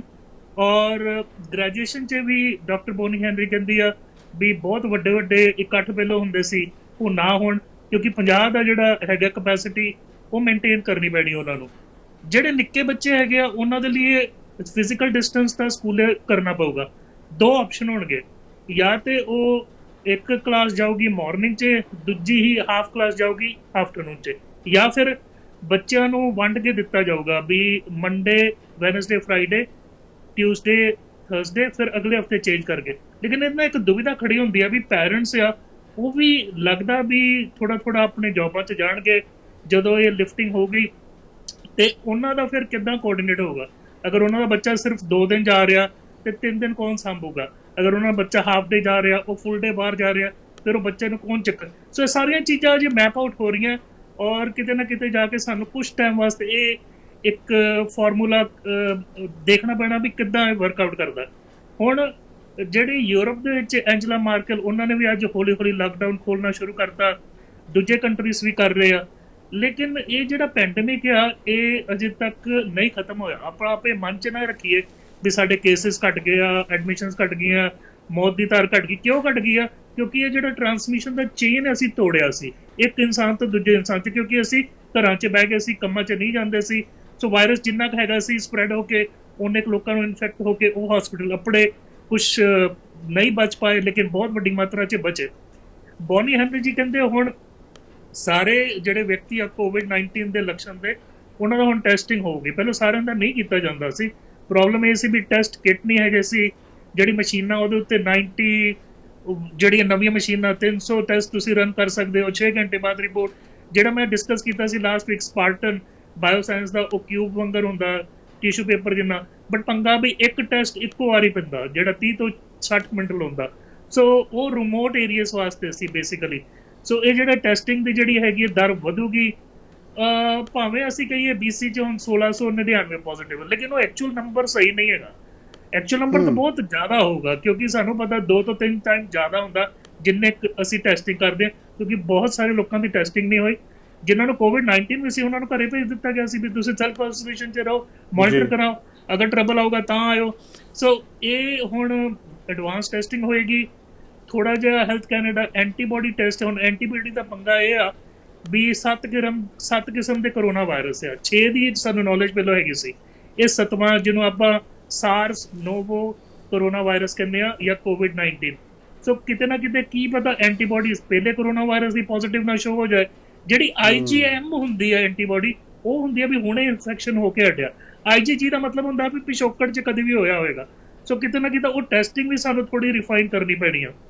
ਦਵਾਈਆਂ ਦੇ ਵਿੱਚ 2 ਚੀਜ਼ਾਂ ਸਾਹਮਣੇ ਆਈਆਂ। ਇੱਕ ਫਰਾਈਡੇ ਨੂੰ ਸਟੱਡੀ ਪਬਲਿਸ਼ ਹੋਈ ਸੀ ਰੈਮਡੇਸਿਵਿਰ, ਉਹ ਐਂਟੀਵਾਇਰਲ ਦਵਾਈ ਹੈਗੀ ਆ ਜਿਹੜੀ ਕੁਝ ਮਰੀਜ਼ਾਂ ਦੇ ਵਿੱਚ ਬਹੁਤ ਸੋਹਣਾ ਉਹਨੇ ਕੰਮ ਕੀਤਾ। ਹੈਗੀ ਮਹਿੰਗੀ ਆ, $1000 ਪਰ ਟ੍ਰੀਟਮੈਂਟ ਦਾ ਉਹਦਾ ਖਰਚਾ ਪੈਂਦਾ, ਲੇਕਿਨ ਉਹ ਕੰਪਨੀ ਨੇ ਫ੍ਰੀ ਦਿੱਤੀਆਂ ਸੀ ਵੀ ਟਰਾਇਲ ਕੀਤੀ ਜਾਵੇ। ਸਟੱਡੀ ਪਬਲਿਸ਼ ਹੋ ਗਈ। ਦੂਜੇ ਜਿਹੜੇ ਇਜ਼ਰਾਈਲ ਵਾਲੇ ਆ, ਉਹ ਜਿਹੜਾ ਪਲੇਸੈਂਟਾ ਹੁੰਦਾ ਜਿਹਨੂੰ ਆਪਾਂ ਨਾਲ ਕਹਿੰਦੇ ਆ ਜਾਂ ਆਫਟਰ ਬਰਥ ਪੈਨਕੇਕ ਵਾਂਗਰ ਹੁੰਦਾ ਨਾ, ਜਿਹੜਾ ਬੱਚੇ ਨੂੰ ਨਾੜੂ ਦੇ ਨਾਲ ਫੀਡ ਕਰਦਾ ਮਦਰ ਦੇ ਯੂਟਰਸ ਦੇ ਵਿੱਚ, ਪਲੇਸੈਂਟਾ ਉਹਨੂੰ ਕਹਿੰਦੇ। ਮੈਨੂੰ ਪੰਜਾਬੀ ਲਫ਼ਜ਼ ਨਹੀਂ ਆਉਂਦਾ, ਹਿੰਦੀ ਲਫ਼ਜ਼ ਹੈਗਾ ਨਾਲ। ਸੋ ਉਹਦੇ ਜਿਹੜੇ ਸੈਲਸ ਹੁੰਦੇ ਆ ਪਲੇਸੈਂਟਲ ਸੈਲ ਐਕਸਟ੍ਰੈਕਟ, ਉਹ ਕਈ ਵਾਰ ਯੂਜ਼ ਕੀਤੇ ਜਾਂਦੇ ਆ। ਉਹ ਵੀ ਇੱਕ ਬਾਇਓਟੈਕ ਕੰਪਨੀ ਆ। ਉਹ ਪਲੇਸੈਂਟਲ ਸੈਲ ਐਕਸਪੈਂਡਰਸ ਹੁੰਦੇ ਆ, ਉਹ ਵੀ ਯੂਜ਼ ਕੀਤੇ ਗਏ ਕੁਝ ਬਹੁਤ ਜ਼ਿਆਦਾ ਸਿਕ ਪੇਸ਼ੈਂਟਸ 'ਚ, ਤੇ ਉਹਨੇ ਵੀ ਹੈਲਪ ਕੀਤੀ ਆ। ਲੇਕਿਨ ਇਹ ਸਟੱਡੀਜ਼ ਅਜੇ ਹੋ ਰਹੀਆਂ, ਇਹ ਸਾਹਮਣੇ ਨਹੀਂ ਆਈਆਂ। ਵੈਕਸੀਨ ਦੀ ਜਿਹੜੀ ਹੈਗੀ ਆ ਬਹੁਤ ਵੱਡੀ ਮਤਲਬ ਤਾਦਾਦ 'ਚ ਹਰ ਕੰਟਰੀਜ਼ ਕਰ ਰਹੀਆਂ। ਕਈ ਕੰਟਰੀ 'ਚ 2-2, 3-3 ਟਰਾਇਲਸ ਚੱਲ ਰਹੇ ਆ। ਓਨਟਾਰੀਓ 'ਚ ਨੱਕ ਦੀ ਸਪਰੇਅ ਦੇ ਨਾਲ ਵੈਕਸੀਨ ਦੇਣਾ, ਉਹਦੀ ਵੀ ਟਰਾਇਲ ਚੱਲ ਰਹੀ ਆ, ਕਿਉਂਕਿ ਫਲੂ ਦੇ ਵਿੱਚ ਟੀਕਾ ਵੀ ਮਿਲਦਾ ਤੇ ਫਲੂ ਮਿਸਟ ਜਿਹੜੀ ਨੱਕ ਦੀ ਸਪਰੇਅ ਉਹ ਵੀ ਹੁੰਦੀ ਆ। ਸੋ ਕਿਤੇ ਨਾ ਕਿਤੇ ਕੁਝ ਸਾਨੂੰ ਸਕਸੈਸ ਹੋਏਗੀ ਵੀ ਇਵੈਂਚੁਅਲੀ ਵੈਕਸੀਨ ਆਊਗੀ। ਵੈਕਸੀਨ ਜਿਹੜੀ ਆ ਉਹ ਨੀਡਲ 'ਚ ਵੀ ਆਊਗੀ, ਮਾਈਕਰੋ ਨੀਡਲਸ 'ਚ ਵੀ ਆਉਣਗੀਆਂ। ਮਾਈਕਰੋ ਨੀਡਲਸ ਇਹ ਹੁੰਦਾ ਵੀ ਜਿੱਦਾਂ ਬੈਂਡੇਡ ਹੁੰਦੀ ਆ, ਉਹਦੇ ਅੰਦਰ ਬਹੁਤ ਪਤਲੀਆਂ ਸੂਈਆਂ ਹੁੰਦੀਆਂ, ਉਹ ਲਾ ਦੋ ਬੈਂਡੇਡ ਤੇ ਪੇਨ ਨਹੀਂ ਹੁੰਦੀ। ਸੋ ਬੱਚਿਆਂ ਦੇ ਲਈ ਸ਼ਾਇਦ ਉਹ ਵਧੀਆ ਹੋਊਗੀ, ਲੇਕਿਨ ਅਜੇ ਟਾਈਮ ਹੈ ਵੈਕਸੀਨ ਹੋਣ ਨੂੰ, ਸਾਲ ਤੋਂ ਜ਼ਿਆਦਾ ਟਾਈਮ ਲੱਗੂਗਾ। ਸੰਸਾਰ ਭਰ 'ਚ 2.5 ਮਿਲੀਅਨ ਲੋਕਾਂ ਨੂੰ ਇਹ ਮਹਾਮਾਰੀ ਦੇ ਡਾਇਗਨੋਸਿਸ ਦੇ ਪੋਜ਼ਿਟਿਵ ਕੇਸ ਹੈ। ਜ਼ਿਆਦਾ ਇਨਫੈਕਟਡ ਲੋਕ ਹੋਣਗੇ। ਕਰੀਬਨ ਇਹਦੇ ਵਿੱਚੋਂ 35% ਜਿਹੜੇ ਹੈਗੇ ਰਿਕਵਰ ਹੋ ਚੁੱਕੇ ਆ। 1,70,000 ਦੇ ਕਰੀਬ ਨਹੀਂ ਬਚ ਪਾਏ। ਲੇਕਿਨ ਦੇਖੋ ਸਾਡਾ ਫੋਕਸ ਹੋਣਾ ਚਾਹੀਦਾ ਰੈਸੀਡੈਂਸ਼ੀਅਲ ਕੇਅਰ ਹੋਮ, ਕਿਉਂਕਿ ਅਗਰ ਆਪਾਂ ਦੇਖੀਏ ਉੱਥੇ ਜ਼ਿਆਦਾ ਡੈਥ ਹੈਗੀ ਆ। ਉੱਥੇ ਰਿਸੋਰਸਿਸ ਜਿਹੜੇ ਹੈਗੇ ਡਬਲ ਟ੍ਰਿਪਲ ਕਰਨੇ ਚਾਹੀਦੇ। ਹਸਪੀਟਲਾਂ ਦੇ ਵਿੱਚ ਤਾਂ ਨੰਬਰ ਘਟਦੇ ਜਾ ਰਹੇ ਆ, ਡੈਥ ਘਟਦੇ ਜਾ ਰਹੇ ਆ, ਵੈਂਟੀਲੇਟਰ ਦੇ ਉੱਤੇ ਜਿਹੜੇ ਹੈਗੇ ਲੋਕੀ ਘਟਦੇ ਜਾ ਰਹੇ ਆ। ਜਿਹੜੇ ਨਾ ਸਾਡੇ ਹਸਪੀਟਲ ਦੇ ਵਿੱਚ ਵੈਂਟੀਲੇਟਰ 'ਤੇ ਵੀ ਜਦੋਂ ਪਾਉਂਦੇ ਆ, ਉਹ ਬੜਾ ਸਿਲੈਕਟਿਵ ਕ੍ਰਾਈਟੇਰੀਆ ਹੋ ਗਿਆ। ਅਗਰ ਇਨਸਾਨ 65 ਸਾਲ ਤੋਂ ਉੱਤੇ ਆ, ਉਹਨੂੰ ਬਹੁਤ ਸਾਰੀਆਂ ਬਿਮਾਰੀਆਂ, ਤਾਂ ਕਈ ਵਾਰ ਉਹਦੇ ਨਾਲ ਔਰ ਉਹਦੀ ਫੈਮਿਲੀ ਨਾਲ ਡਿਸਕਸ਼ਨ ਕੀਤਾ ਜਾਂਦਾ ਵੀ ਵੈਂਟੀਲੇਟਰ 'ਚ ਪਾਉਣਾ ਕਿ ਨਹੀਂ ਪਾਉਣਾ। ਸੋ ਇੱਕ 50 ਸਾਲ ਦਾ ਵਿਅਕਤੀ ਆ, ਯੈਸ ਉਹਨੂੰ ਪਾਇਆ ਜਾਂਦਾ, ਲੇਕਿਨ ਜਿਉਂ-ਜਿਉਂ ਉਮਰ ਵੱਧਦੀ ਹੈ ਕਈ ਵਾਰ ਉਹਨਾਂ ਦੇ ਨਾਲ ਡਿਸਕਸ਼ਨ ਕੀਤੀ ਜਾਂਦੀ ਹੈ। ਸੋ ਕਈ ਕ੍ਰਾਈਟੇਰੀਆਜ਼ ਜਿਹੜੇ ਹੈਗੇ ਮੈਡੀਕਲ ਫੈਕਲਟੀਜ਼ ਫੋਲੋ ਕਰਦੀ ਆ। ਦੂਜੀ ਜਸਕਰਨ ਜੀ, ਇੱਕ ਸਟੱਡੀ ਆਈ ਸੀ ਵੀ ਜਿਵੇਂ ਨਿਊਯਾਰਕ ਦੇ ਵਿੱਚ ਵੀ ਇਕੁਅਲੀ ਹੁੰਦਾ ਬੰਦਿਆਂ ਨੂੰ ਤੇ ਜਨਾਨੀਆਂ ਨੂੰ, ਉਹ ਦਰ ਦਾ ਇਨਫੈਕਸ਼ਨ ਦੀ ਇਕੁਅਲ ਆ, ਲੇਕਿਨ ਬੰਦੇ 2 ਟਾਈਮਸ ਜ਼ਿਆਦਾ ਜਨਾਨੀਆਂ ਨਾਲੋਂ ਮਰ ਰਹੇ ਆ। ਉਹਦੀ ਫਿਰ ਰੀਜ਼ਨ ਉਹਨਾਂ ਨੇ ਇਹ ਲੱਭੀ ਆ ਵੀ ਜਿਹੜਾ ਐਕਸ ਕ੍ਰੋਮੋਸੋਮ ਆ ਲੇਡੀਜ਼ 'ਚ ਹੈਗੇ 2, ਬੰਦੇ 'ਚ ਇੱਕ ਐਕਸ ਆ ਤੇ ਇੱਕ ਵਾਈ ਆ। ਜਿਹੜਾ ਐਕਸ ਕ੍ਰੋਮੋਸੋਮ ਆ ਉਹ 'ਚ 60 ਜੀਨਸ ਹੁੰਦੀਆਂ ਜਿਹੜੀਆਂ ਸਾਡੀ ਇਮਿਊਨ ਸਿਸਟਮ ਨੂੰ ਮੋਡੂਲੇਟ ਕਰਦੀਆਂ, ਔਰ ਇੱਕ ਕ੍ਰੋਮੋਸੋਮ ਐਕਟਿਵ ਹੋਗਾ, ਦੂਜਾ ਡੋਰਮੈਂਟ ਹੋ ਜਾਂਦਾ। ਲੇਡੀਜ਼ 'ਚ 2 ਆ, ਲੇਕਿਨ ਦੂਜੇ ਕ੍ਰੋਮੋਸੋਮ 'ਚ ਵੀ 15% ਜੀਨਸ ਸਹਾਈ ਹੁੰਦੀਆਂ। ਸੋ ਕਿਤੇ ਨਾ ਕਿਤੇ ਉਹਨਾਂ ਕੋਲ 15% ਐਕਸਟਰਾ ਜੀਨਸ ਹੈਗੀਆਂ ਜਿਹੜੀ ਇਮਿਊਨ ਸਿਸਟਮ ਨੂੰ ਹੈਲਪ ਕਰਦੀਆਂ। ਦੂਜਾ ਜਿਹੜਾ ਟੈਸਟੋਸਟੇਰੋਨ ਹਾਰਮੋਨ ਆ ਉਹ ਸਾਡੇ ਇਮਿਊਨ ਸਿਸਟਮ ਨੂੰ ਥੋੜਾ ਸਪਰੈਸ ਕਰਦਾ, ਜਿਹੜਾ ਮੇਲ 'ਚ ਹੁੰਦਾ। ਤੀਜੀ ਗੱਲ, ਜਿਹੜਾ ਇਹਦਾ ਅਟੈਚਮੈਂਟ ਪੁਆਇੰਟ ਹੈ ਵਾਇਰਸ ਦਾ, ਉਹ ਹੈਗਾ ACE2 ਰਿਸੈਪਟਰਸ। ਉਹ ਸਾਡੇ ਨੱਕ 'ਚ ਆ, ਸਾਹ ਦੇ ਨਾਲ ਹੀ ਲੰਗਸ, ਸਾਡੇ ਹਾਰਟ 'ਚ ਆ, ਕਿਡਨੀ 'ਚ ਆ ਔਰ ਟੈਸਟੀਕਲਸ 'ਚ ਆ। ਲੇਡੀਜ਼ 'ਚ ਟੈਸਟੀਕਲਸ ਨਹੀਂ ਹੈਗੇ। ਸੋ ਇਸ ਲਈ ਕਿਤੇ ਨਾ ਕਿਤੇ ਸਟੱਡੀਜ਼ ਆ ਰਹੀਆਂ ਹੌਲੀ ਹੌਲੀ ਵੀ ਕਿਉਂ ਬੰਦਿਆਂ ਨੂੰ ਇਹ ਜ਼ਿਆਦਾ ਘਾਤਕ ਸਾਬਿਤ ਹੋ ਰਿਹਾ। ਦੂਜੀ ਜਿਹੜੀ ਗੱਲ ਹੈਗੀ ਆ ਵੀ ਜਿਹੜਾ ਸਾਡਾ ਨਾ ਫਿਜ਼ੀਕਲ ਡਿਸਟੈਂਸ ਹੈ, ਮੈਨੂੰ ਲੱਗਦਾ ਵੀ ਸਾਲ ਨਹੀਂ ਤੇ ਹੋ ਸਕਦਾ 2 ਸਾਲ ਵੀ ਸਾਨੂੰ ਕਰਨਾ ਪਏ। ਜਿਹੜਾ ਸਾਡਾ ਇੰਟਰਨੈਸ਼ਨਲ ਟਰੈਵਲਿੰਗ ਆ ਉਹ ਸਾਨੂੰ ਸੋਚਣਾ ਚਾਹੀਦਾ ਵੀ ਇਸ ਸਾਲ ਤਾਂ ਅਸੀਂ ਨਾ ਹੀ ਕਰੀਏ ਔਰ ਨਾ ਹੀ ਕਰਨ ਦੇਣਾ ਕਿਸੇ ਨੇ। ਅਗਰ ਪਲੇਨ 'ਚ ਵੀ ਚੜਾਂਗੇ ਤੇ ਉਹਦੇ ਬੜੇ ਸਿਲੈਕਟਿਵ ਕ੍ਰਾਈਟੇਰੀਆ ਹੋਣਗੇ, ਕਿਉਂਕਿ ਅਸੀਂ ਨਹੀਂ ਚਾਹੁੰਦੇ ਵੀ ਕੋਈ ਬਾਹਰੋਂ ਵਿਅਕਤੀ ਫੇਰ ਕੋਵਿਡ ਲੈ ਕੇ ਇਸ ਧਰਤੀ ਤੇ ਆਵੇ, ਕਿਉਂਕਿ ਜਿੰਨਾ ਕੁ ਅਸੀਂ ਸਾਂਭ ਸਕਦੇ ਆ ਉਨੇ ਕੁ ਸਾਡੇ ਕੋਲ ਰਿਸੋਰਸਿਸ ਚਾਹੀਦੇ ਆ। ਔਰ ਗ੍ਰੈਜੂਅਲੀ ਲੋਕਡਾਊਨ ਜਿਹੜੀ ਹੈਗੀ ਖੁੱਲੂਗੀ, ਹੈਂਡ ਵਾਸ਼ਿੰਗ ਜਾਰੀ ਰਹੂਗਾ, ਜਦੋਂ ਬਾਹਰ ਜਾਂਦੇ ਮਾਸਕ ਜ਼ਰੂਰ ਪਾਇਆ ਕਰੀਏ। ਮੈਂ ਵੀਕਐਂਡ 'ਚ ਵੀ ਰੇਡੀਓ ਪ੍ਰੋਗਰਾਮ ਕੀਤਾ ਸੀ, ਟਰੱਕਰਸ ਤੇ ਮੈਨੂੰ ਬਹੁਤ ਕਾਲ ਆਏ ਸੀ।